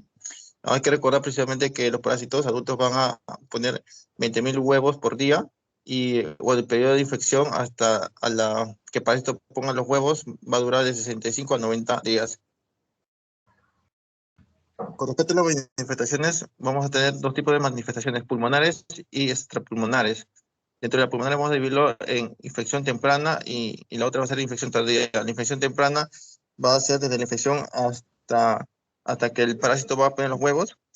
Y dentro de esto vamos a tener dos tipos, ¿no? Que es la primera migración larval, como dije anteriormente, el parásito va a ingresar a la cavidad peritoneal y lo que conlleva a estos síntomas, que va a ser la fiebre, malestar, diarrea, dolor epigástrico, mientras que la segunda migración va a ser a la cavidad pleural, que va a dar los síntomas de dolor pleurítico, neumotórax, fusión pleural. La infección tardía es cuando el parásito llega al pulmón, ¿no? Y va a producir los huevos. Y esto es producción de huevos, lo que va a conllevar una inflamación hasta una fibrosis. Los síntomas más importantes de la infección tardía sería hemoptisis recurrente, malestar en estado general, normal, expectoración chocolate, que dentro de esto va a tener sangre, células inflamatorias como leucocitos y los huevos principalmente, ¿no? Hay que diferenciar de una TB o si no un cáncer de pulmón, ¿no? La diferencia con respecto a la TB, precisamente con una radiografía, la TB principalmente va a atacar la zona apical, ¿no? Mientras que en esta patología de parásitos va a atacar la zona inferior, el lóbulo inferior de pulmón. Con respecto a las zonas extrapulmonares, ocurre cuando el parásito va a migrar no al pulmón, sino a otro órgano, o si no, migra al pulmón y de ahí luego migra a otro órgano, ¿no? Como por ejemplo puede ser el cerebral o el cerebro, que más o menos va a causar la patología de náuseas, mareos, convulsiones y alteración visual. También puede ingresar en el abdomen, lo que causa vómitos, diarreas sanguinolentas y náuseas. También puede ir a tejido subcutáneo, lo que conlleva precisamente una hinchazón subcutánea y una migratoria no dolorosa. Y precisamente las zonas que abarcan este tipo de lesiones serían el área inguinal y la pared abdominal inferior. Hay que mencionar acá, dentro de la extrapulmonar, también puede, en el abdominal, la zona abdominal puede llegar a los riñones y puede ocasionar hematuria y producción de huevos en la orina, ¿no? Y bueno, acá hay que hacer un diferencial de otro parásito que sería el chistosoma, que también tiene huevos en orina. El diagnóstico principalmente va a ser por microscopía, ¿no? Porque vamos a ver a los parásitos, a los huevos, ¿no? Vamos a ver, hacemos un examen seriado de heces por 3 días y vamos a verlo, ¿no? También puede ser una muestra, puede ser esputo, un lavado alveolar, y las heces que la podemos hacer mediante una tinción de sílice. La serología también es muy buena, pero esto principalmente se usa para infecciones extrapulmonares. Tenemos la ELISA y la detección de antígenos. En la ELISA podemos usar el suero líquido cefalorraquídeo orina, y la detección de antígenos tenemos la prueba de inmunoglob. Estas dos pruebas principalmente tienen un promedio de sensibilidad y especificidad del 93%, ¿no? Dentro de las imágenes tenemos la radiografía, como dije anteriormente, esta patología va a abarcar precisamente lesiones en el lobo inferior del pulmón, o si no puede haber unas sombras poco definidas o sombras homogéneas definidas, unas lesiones quísticas de 4 a 20 milímetros. Con respecto a otras pruebas teníamos el PCR, pero no es tan exacto con respecto a esta patología. Tenemos paragonimia, que es un test igual, parecido a un PPD, que tiene un 80 hasta 90% de sensibilidad. Con respecto al tratamiento, estamos precisamente praziquantel, que la dosis es 75 miligramos por kilo diario en 3 dosis divididas. La curación de este tipo de medicamentos es al 100%, pero tiene efectos secundarios, ¿no? Que puede ser cefalea, mareo, vómitos y adinamia. Con respecto, si es un de tipo, este es el tratamiento primeramente intestinal. Si es un tipo este tratamiento pulmonar, si es de tipo extrapulmonar, se le agrega un corticoide, ¿no? Otro medicamento sería el triclavendazol, que es 10 miligramos por kilo 1 o 2 veces. La curación varía con respecto al praziquantel, que es 80 al 100%, pero este cosa no tiene efectos secundarios, ¿no? Y es mejor tolerado que el anterior. Bueno, siguiendo con la exposición, me toca hablar sobre el ascaris pulmonar, sería el ascaris lumbricoide, ¿no? Un poco de taxonomía es del género, el filo nematoda, ¿no? Entonces es un nematodo, ¿no? Es el nematodo más grande intestinal, ¿no? Como se observa acá en la imagen, son gusanos cilíndricos y tiene estrías transversales, ¿no? Tiene estrías transversales. Acá la que tiene mayor tamaño es la hembra, ¿no? En todos los parásitos, la hembra es la que tiene mayor tamaño. La hembra mide de 20 a 30 centímetros de longitud y tiene de 3 a 6 milímetros de diámetro. El macho es más pequeño que la hembra, como dije anteriormente, y tiene de 15 a 20 centímetros de longitud y de 2 a 4 milímetros de diámetro. Con respecto a la parte posterior del parásito, la mujer va a acabar en recto y el hombre va a acabar enroscado vertebralmente, ¿no? Y en la parte final tiene la espícula, que es el órgano copulador. Con respecto a la parte anterior del parásito, vamos a tener tres labios. Tenemos el labio dorsal y los dos lateroventrales, ¿no? Y va a formar una cavidad bucal en triángulo. Con respecto al sistema reproductor, la característica de las hembras, que tiene 2 ramas uterinas y de las cuales van a botar hasta 25 millones, contener 27 millones de huevos y van a expulsar 200.000 huevos diarios. Los huevos que van a expulsar serán fertilizados y no fertilizados, ¿no? La diferencia de estos dos es que los fertilizados, o también llamados mamelonados, van a tener forma elíptica, tamaño de 50 por 40 micrómetros, va a tener 3 capas, ¿no? Que va a ser la embrionaria, la mamelonada y la quitinosa, capa quitinosa. Mientras que el no fertilizado es más alargado, el tamaño que es más grande, ¿no? 90 por 40 microgramos y bueno, tiene las capas, ¿no? Capa gruesa, transparente y vitelina, ¿no? Y no tiene la melonada. Entonces, esta es la forma que mayormente se encuentra en las heces. Aparte de eso, tenemos el huevo larvado que, como se observa, dentro del huevo vamos a tener la larva, ¿no? Un poquito de epidemiología con respecto al Ascaris lumbricoides, que es la infección más común en todo el mundo. Bueno, abarca áreas tropicales y subtropicales que no tienen higiene adecuada. En América la prevalencia es 32%, principalmente con respecto a las Ascaris y enterobacterias. Digo, enteros vernaculares son los dos mitos con mayor frecuencia en el Perú, desde el año 2010 hasta 2007.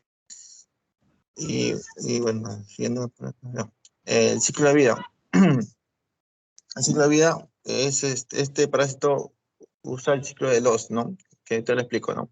Simplemente es un humano contaminado que va a expulsar los huevos, ¿no? Puede ser infértiles o fértiles, ¿no? Cuando son fértiles, de acá de 2 a 4 semanas va a producir el embrión, ¿no?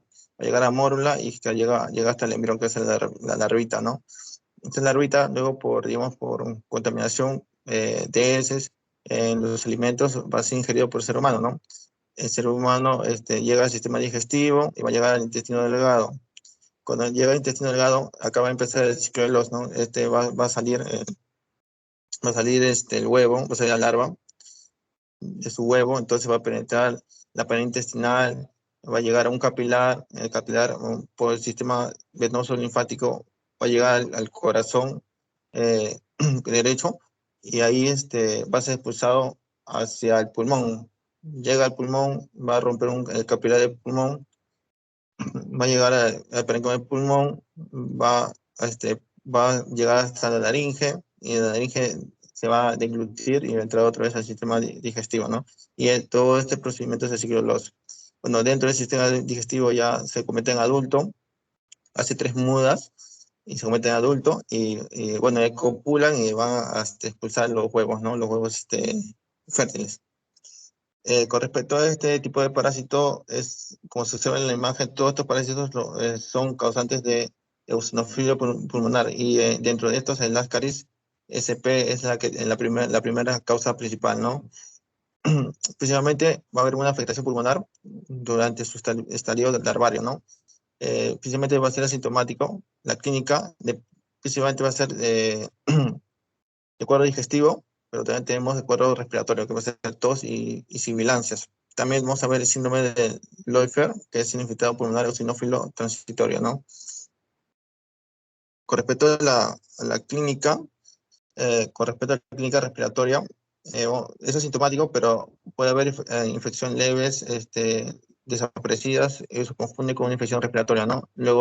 Ocurre precisamente luego de 9 a 12 días de ingesta de parásitos y vamos a ver tos, expectoración y fiebre, ¿no? Sería proliferación larvaria, principalmente del pulmón, ¿no? Vamos a ver eosinofilia y manifestaciones alérgicas, ¿no?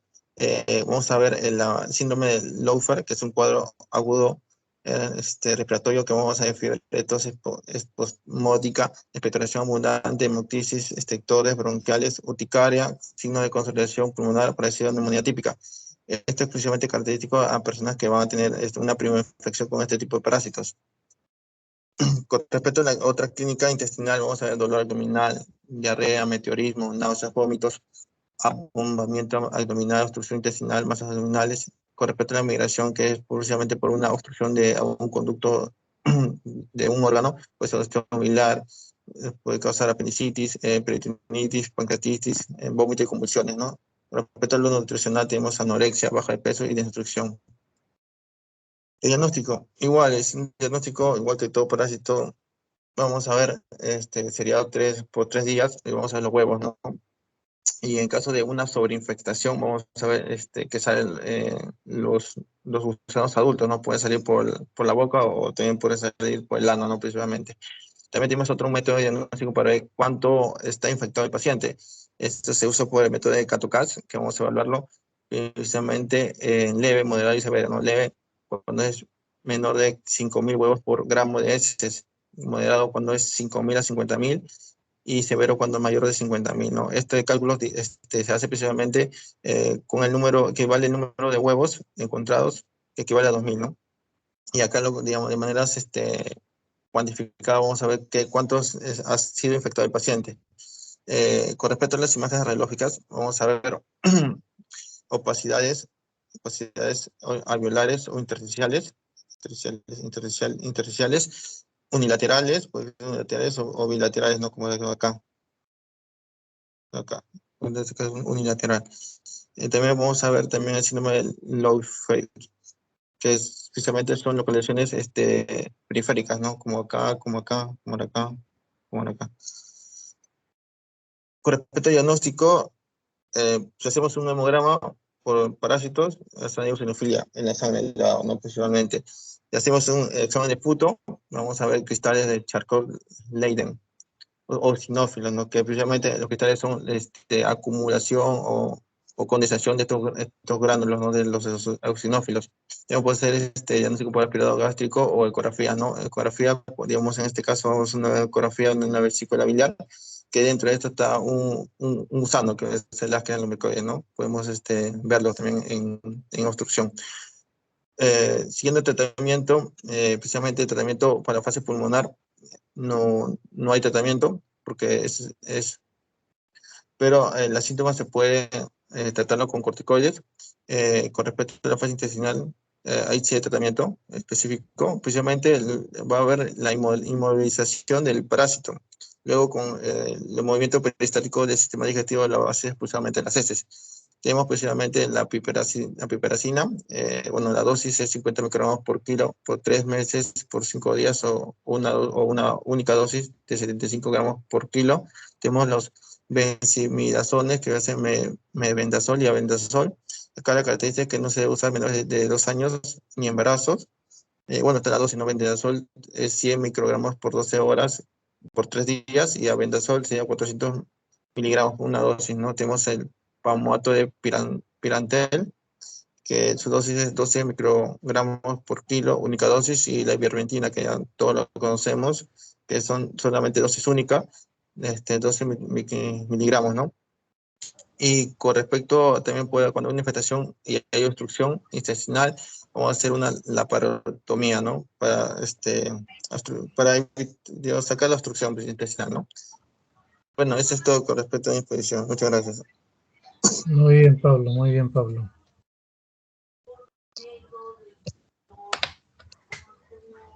El último, Sí, doctor. Buenas noches, chicos. Nelia. Sí, doctor. Para terminar, vamos a hablar de equinococcus.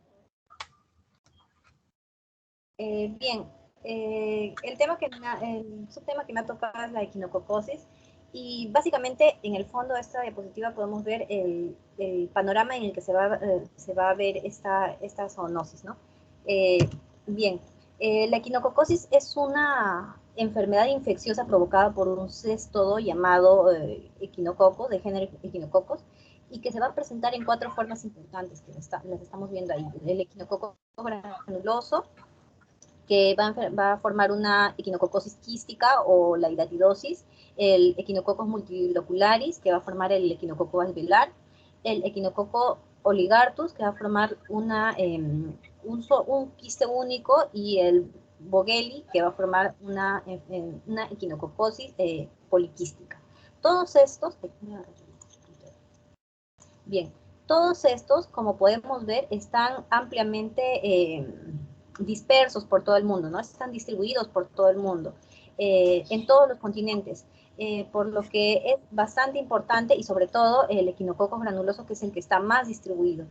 En América del Sur también tenemos gran distribución, y sobre todo cuando hablamos de Perú, la incidencia se encuentra en lo que es la Sierra Central y el sur, ¿no? Estamos hablando de Arequipa, Cusco, Huancavelica, Junín, Pasco, sobre todo en las zonas rurales que se encuentran de Perú, claro, en las zonas rurales.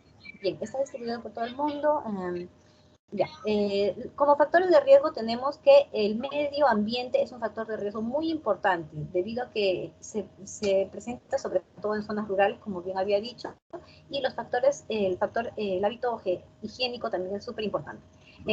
Como huésped definitivo vamos a tener al perro o al lobo, y como huésped intermediario vamos a tener a la oveja, que después vamos a explicar de qué se trata. Y el ser humano es infectado con una forma quística. Siguiente.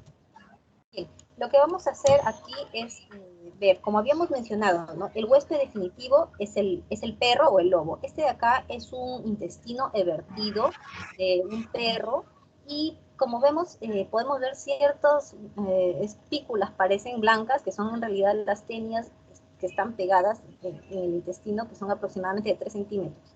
Estas tenias en el intestino del perro forman un huevo embrión hexacanto, y el perro luego va a defecarlo en la zona rural, ¿no? Estamos hablando de la zona rural. Puede defecarlo, llegar al agua, y esa agua se la pueden tomar las ovejas, se pueden comer ese pasto las ovejas, y luego de esto, ya en las ovejas va a llegar a las vísceras de las ovejas, y van a formar los metacéstodes. Estos metacéstodes se pueden reventar, como vemos es bastante grande, ¿no? Y otra vez, para seguir el ciclo, el perro en el campo, en la zona rural, frecuentemente al perro se le da también de comer las vísceras de los animales, ¿no? Las vísceras que no van a comer, desechan los humanos, ¿no? Nuevamente se cumple el ciclo. Entonces estamos viendo que el ciclo está distribuido entre el perro y la oveja. ¿Y qué sucede con el humano, no? Bueno, el humano es un huésped también intermediario, así como la oveja, pero sobre todo se le dice que es un huésped que es accidental. El huésped accidental, incidental, debido a que el humano es que tiene una conducta social específica, ¿no? Como vemos acá son niños que están recostados en el pasto, que está, por ejemplo, la ovejita le está lamiendo la cara al niño, o están los dos comiendo un helado, están comiendo en el pasto también. Entonces, justamente ahí es donde se encuentran los embriones hexacantos, los huevos hexacanto, o, por ejemplo, el perro se lame y también le lame a la cara a la niña, entonces está siguiendo este ciclo, ¿no? Ahora, ¿por qué es importante hablar de niños? Debido a que esta es este quiste que habíamos mencionado que se va a formar en las vísceras de las personas, crece muy lentamente, y como crece aproximadamente con 1 centímetro por año. Entonces, se dice que las infecciones se producen en niños, y luego se hace sintomático, se hace la clínica en el adulto. Ahora, cuando hablamos de la clínica en el adulto, generalmente es muy usual que se presente en el hígado de los adultos, luego en los pulmones, y también en otras vísceras, como tenemos en el cerebro, ¿no? Bien, para explicar un poco más sobre la constitución de este quiste que habíamos mencionado, ¿no? Vamos a tener primero una capa que es amarillenta, como estamos viendo aquí alrededor, que es una adventicia, que se va a formar, como estamos viendo, específicamente el quiste en el pulmón, ¿no?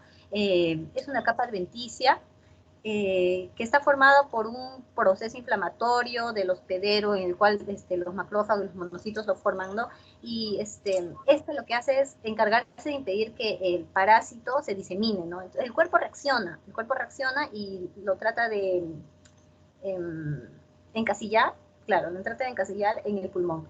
Y el perteneciente al quiste está una membrana blanquecina, que es una membrana blanquecina nacarada, es una cutícula que podemos apreciar acá en esta operación también, que lo que va a hacer es, va a dejar pasar nutrientes del pulmón y va a impedir que el líquido que esté dentro de este quiste salga.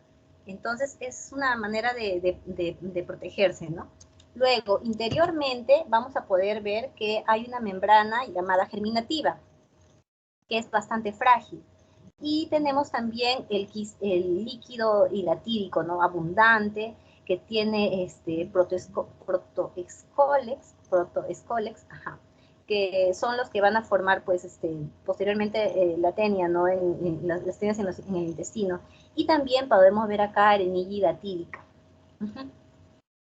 Acá también, por ejemplo, podemos ver Esta sería la cutícula, como había mencionado, y esta sería pues la adventicia que quedó en el pulmón.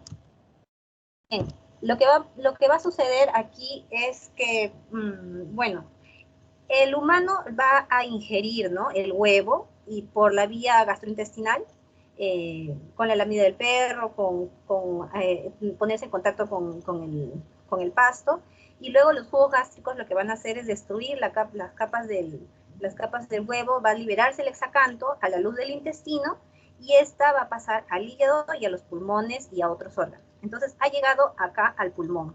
En el pulmón, la zona más común en la que se va a encontrar es en los 2/3 inferiores del pulmón, debido a que tiene mayor irrigación, ¿no? Tiene mayor irrigación. Y en esta parte se va a formar el quiste hidatídico. Este quiste hidatídico lo que va a hacer es crecer con los años, como les menciono, 1 centímetro por año, va a crecer con los años, y este quiste va a incomodar a los bronquios, ¿no? Va a incomodar y va a comprimir las paredes de los bronquios y va a producir ciertos orificios en las paredes de los bronquios, que en realidad son orificios que no son, son comunicaciones virtuales en realidad, porque todavía en este momento la luz del bronquio no está comunicado con el exterior, no está comunicado con el exterior todavía. Hasta este momento, hasta que este quiste está de este tamaño, por ejemplo, el paciente está asintomático. Si se le diagnostica en este momento o en momentos posteriores, es precisamente porque se le hizo un diagnóstico incidental. Entonces el paciente se hizo, por ejemplo, en tiempo de pandemia, se hizo una placa radiográfica y le salió el quiste hidatídico, por dar un ejemplo, ¿no? Ahora, si el paciente, por ejemplo, en este momento se cae, tiene un trauma, hace fuerza, lo que pasa es que las membranas se van a desplazar. Entonces las membranas se van a desplazar y va a poder entrar aire claro, va a entrar aire y se van a separar estas dos membranas, ¿no? Y aquí ya se empieza a hablar de las complicaciones, ¿no?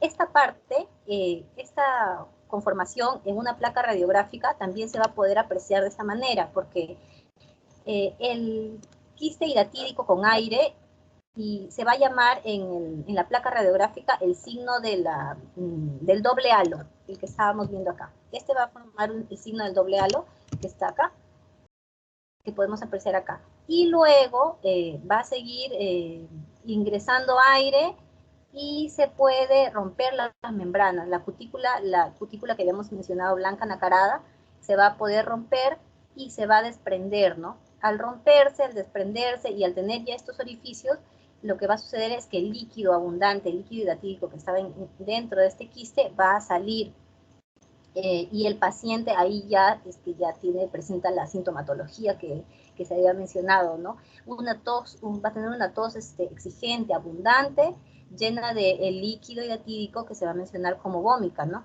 ¿Y qué era la vómica? Pues la vómica era, tenía características específicas, ¿no? Claro, cristalino, salado, y era abundante, ¿no? Sobre todo. También vamos a tener otras complicaciones más. Acá, por ejemplo, este quiste con esta membrana, con esta cutícula que está flotando como si fuese una bolsa en agua, la podemos ver acá y es llamada el signo del camalote en la placa radiográfica. También se pueden ver otras complicaciones más, que pueden ser, por ejemplo, el hidroneumotórax, debido a que en este caso tenemos el quiste hidatídico que se formó más pegado hacia las pleuras y también se reventó y ya no virtió su líquido hacia los bronquios para salir, sino se fue más hacia las pleuras, ¿no? Entonces, el quiste crece, se rompe y la cavidad pleural se llena pues de líquido, y entonces el pulmón hasta se puede colapsar. El pulmón se puede colapsar y aquí el paciente ya llega con insuficiencia respiratoria aguda. Luego, entonces ya podemos ver las complicaciones que habíamos mencionado, ¿no? La vómica, el signo del camalote, que es importante, es clásico de la placa radiográfica, y el hidroneumotórax espontáneo, que también estábamos mencionando, ¿no? Dentro de las manifestaciones clínicas, para las manifestaciones clínicas es importante recordar que va a haber asintomáticos y sintomáticos. debido a que nuevamente la infección se va a producir en la niñez y va a crecer lentamente este quiste y la clínica se va a poder observar en el paciente, en el adulto. Entonces, si es un paciente asintomático, no vamos a encontrar manifestaciones clínicas, se va a poder apreciar en un hallazgo radiológico y generalmente este quiste pues no es complicado porque no hay nada más que ver, ¿no? Y cuando ya se hace sintomático, tenemos un inicio brusco con vómica, debido a que, como hemos mencionado, se revienta y sale el líquido hidatídico, ¿no? Abundante. Vamos a tener tos, una disnea transitoria y anafilaxis en pocos casos. Nuevamente mencionando que la vómica por quiste hidatídico, porque también, como habían mencionado mis compañeros de otra exposición, también hay vómica por absceso pulmonar. Esta vómica tiene característica específica, que es claro, cristalino, salado, e incluso en ese líquido, en esa vómica, se puede apreciar restos de membranas, vesículas, la arenilla hidatídica de la cual habíamos hablado que estaba en el interior del quiste, ¿no? También posteriormente la tos se va a hacer crónica si es que el paciente no le hace caso pues a la sintomatología y va a tener expectoración mucopurulenta y en casos poco frecuentes se va a apreciar hemoptisis. También en el signo del hidroneumotórax agudo va a haber cuando el quiste se rompe en la cavidad pleural y este ya es un quiste complicado, del cual también habíamos mencionado hace un momento. Para el diagnóstico es muy importante los datos de la historia clínica. Son básicos para este diagnóstico, debido a que vamos a tener el antecedente epidemiológico de que el paciente ha vivido en zona rural o ha trabajado en zona rural y ver la clínica que tiene el paciente, ¿no? Si es que estamos hablando de una una radiografía del tórax, en quistes no complicados vamos a encontrar opacidad redondeada, homogénea, bordes nítidos, rodeados de parénquima normal. Si es un quiste complicado, vamos a tener un neumoquiste perivesicular y el signo del camalote clásico, que podemos ver acá, el signo del camalote. Y también en una tomografía de tórax se tiene que ver pues que se establezca la densidad, la localización, las relaciones, el tamaño. Por ejemplo, en esta tomografía podemos apreciar que aquí está el quiste con sus membranas, las cutículas así como una sábana mal estirada, y aquí podemos ver un ligero espacio, una ligera apertura, ¿no? Que se da que lo hace relacionarse con el bronquio. Entonces, por acá posiblemente es que está saliendo el líquido y se está produciendo la vómica en el paciente, ¿no? ¿Qué más? Ya. Estamos hablando también, inmunológicamente también se puede detectar la inmunoglobulina G, la M, la A en el test de ELISA con una sensibilidad del 60 al 85%, el test de Western Blot con una sensibilidad del 60 al 85% nuevamente, y el test de látex con sensibilidad del 50 al 70%. Y en el examen de esputo es importante debido a que, bueno, va a darnos certeza sí o sí 100%, si es que obviamente se va a encontrar partes del quiste, ¿no? Los ganchos, el escólex, fragmentos de la cutícula, se puede encontrar arenilla también, arenilla hidatídica.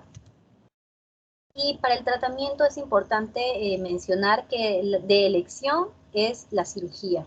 Básico, o sea, tiene que ser una cirugía. También se da tratamiento con mebendazol como prequirúrgico, y en el quirúrgico está contraindicado o la enfermedad se disemina. La punción o aspiración, el PAI, punción, aspiración, inyección y respiración, y es de alto riesgo quirúrgico esta operación. Sí, acá podemos apreciar, por ejemplo, 3 quistes hidatídicos en una primera operación. Se le retiran los 2 derechos, que podemos verlos acá, y aquí ya se le retira el faltante, ¿no? Eso sería todo.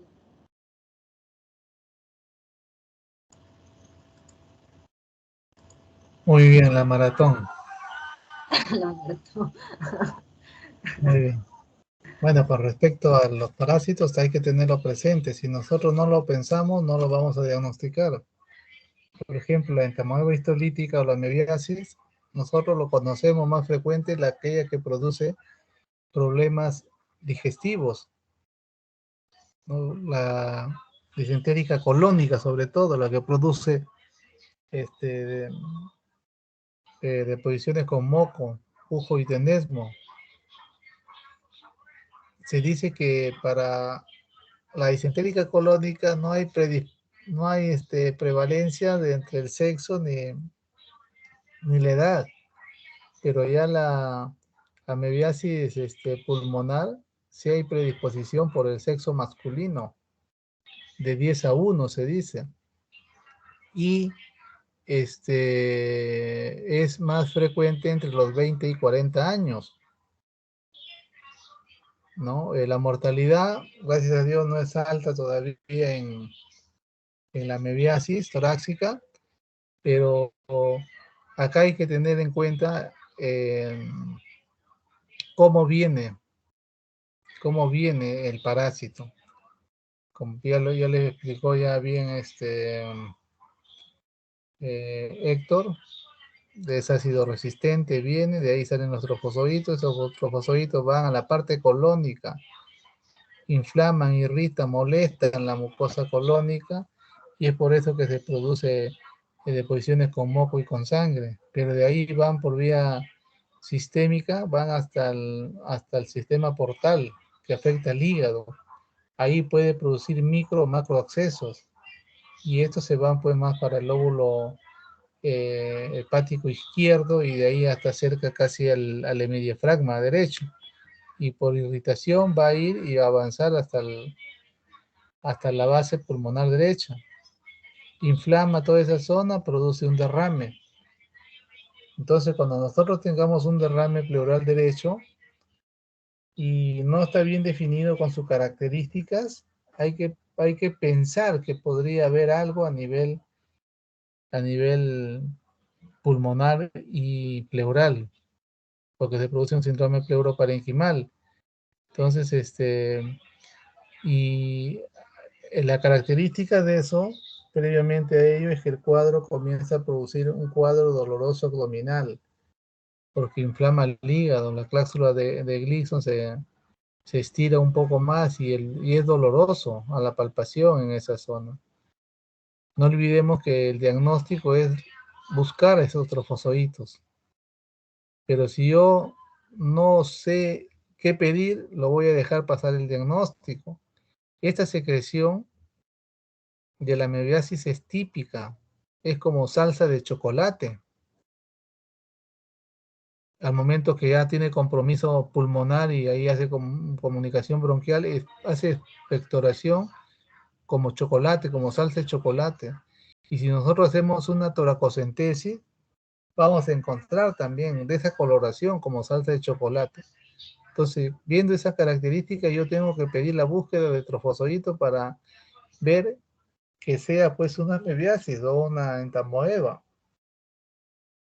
Pero clínicamente yo puedo preguntar si ha tenido una diarrea previa. Ese es el punto clave en este de acá. Pero si no preguntamos, lo dejamos pasar, como les digo. Ya. Con respecto al paragonismo, nosotros tenemos una zona endémica acá a nivel del Perú, la zona nororiental, que compromete pues parte de Piura, Lambayeque, Cajamarca y parte de La Libertad y parte de esta zona de la selva. ¿Por qué? Porque comen crustáceos, solamente le echan su limón, su sal, su ají y lo comen. Los cangrejos de río generalmente en esta zona abundan. Entonces la gente se enferma por esto. Y como le digo, es un cuadro típico parecido al de la tuberculosis. Entonces muchos se confunden. Cuando el BK sale negativo, tiene hemoptisis, y hay que hacer la búsqueda en esputo de los huevos de este paragonismo.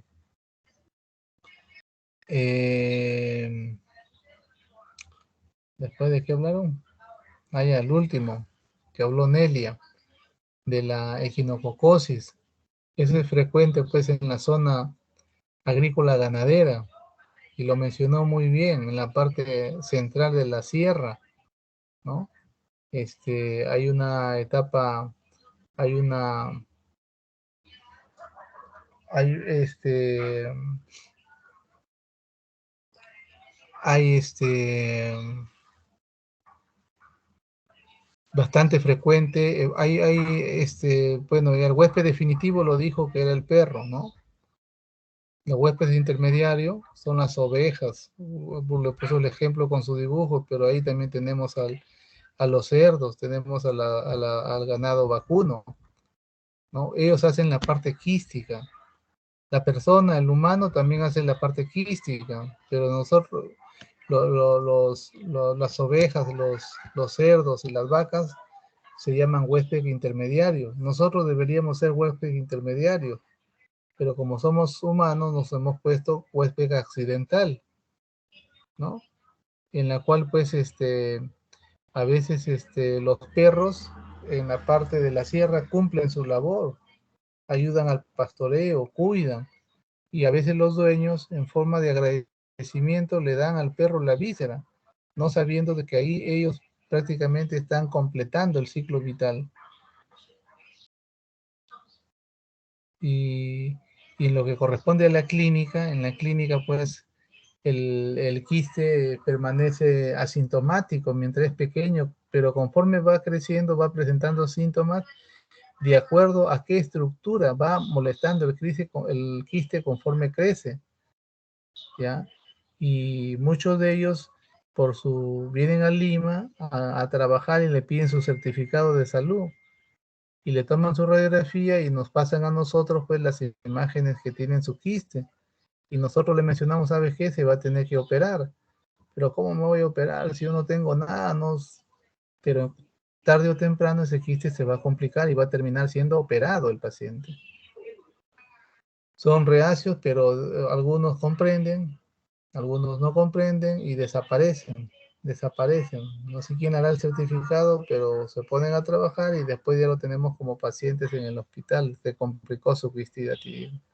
La complicación del quiste hiatídico puede ser hacia el bronquio, que ahí viene la vómica, puede ir al espacio pleural, como bien lo representó Nelly ahí, produce un hidroneumotórax típico, la disnea bruscamente, el paciente es sintomático el día anterior y comienza una disnea aguda, ¿no? Le colocan su tubo de drenaje, pero ese no es la solución, porque ya se complicó, hay que hacer una limpieza quirúrgica en ese zona. Entonces, no podemos emplear tratamiento antiparasitario si el quiste es mayor de 2 centímetros, porque ahí ya tienen las membranas bien definidas. Entonces, si nosotros le damos, lo matamos al quiste y lo complicamos nosotros el quiste con el tratamiento. ¿Se puede dar tratamiento? Sí, se puede dar tratamiento, pero si el paciente va a ser operado y después de la operación también, pero hay que tener presente de que yo no puedo pedir ningún examen para detectar un IRATEST, por ejemplo, porque le va a salir positivo por lo menos 2 años después de la cirugía. No pidan, si son cirujanos, no pidan para ver si es que ya desapareció el IRATEST. El IRATEST desaparece después de 2 años todavía. Y lógicamente yo tengo que buscar pues algo que me diga, qué cosa, que me diga o que lo busque el quiste hiatídico. ¿Qué buscamos? Si yo tengo una toracocentesis y hizo una complicación ahí, buscaré pues la búsqueda de Scholes o la arenilla o partes de la membrana del quiste. Yo tengo que ponerlo en mi orden, si no, no lo van a buscar. Y si el paciente yo sospecho en una vómica, en ese momento yo tengo que estar pidiéndole examen de esputo, búsqueda de Scholes. Y ahí le damos el tratamiento antiparasitario que corresponda, pero si ya se complicó, va a terminar en sala de operaciones sí o sí. Muy bien chicos. Doctor, una pregunta, doctor. Sí, No mencionó mi exposición. Sí me evaluó, ¿verdad? Soy Joaquín Angulo. sí, Sí me evaluó. sí, claro, sí, acá están, sí. Ya. Solo que estoy haciendo las cosas que se ven más frecuentemente. Esos, Sí. por ejemplo, ¿tú quién eres, me dijiste? Joaquín Angulo, yo puse toxoplasma. Joaquín, tú hiciste de toxoplasma, sí, sí, sí, acá lo tengo anotado. Sí, Ya. toxoplasma, pues, relación con el gato, toda esa cuestión, sí. Eh, por ejemplo, hay mucha gente que son aficionadas al gato, ¿no? Pero sobre todo eso hay que tener cuidado, más para problemas, si que hay personas gestantes, ¿no? Que puede traer malformaciones serias, el toxoplasma. Pero ya ahí el examen del torche ya va a descartar si hay o no, pues eso es más fácil. Y problemas respiratorios, pues hay que pensarlo y no es tan concretos y como lo he mencionado, que sí podemos verlo con una radiografía, los otros produce imágenes no tan específicas. Pero sí, sí lo consideraba acá también, no te preocupes. ¿Alguna otra pregunta? Ya chicos, entonces lo que queda es que ustedes sigan estudiando. ¿Ya? ¿Cuándo se termina el curso, Nelia? Tu rotación. La rotación es hasta el 8 de marzo. 8 de mayo, o sea, todavía tenemos ya. Muy bien. Ya, muy bien. Entonces, si no hay otra pregunta, vamos a descansar un rato. Ok, doctor, gracias. Más bien. Hasta luego, hasta luego. A todos. Chao. Tienen sus cámaras para tomar la... no.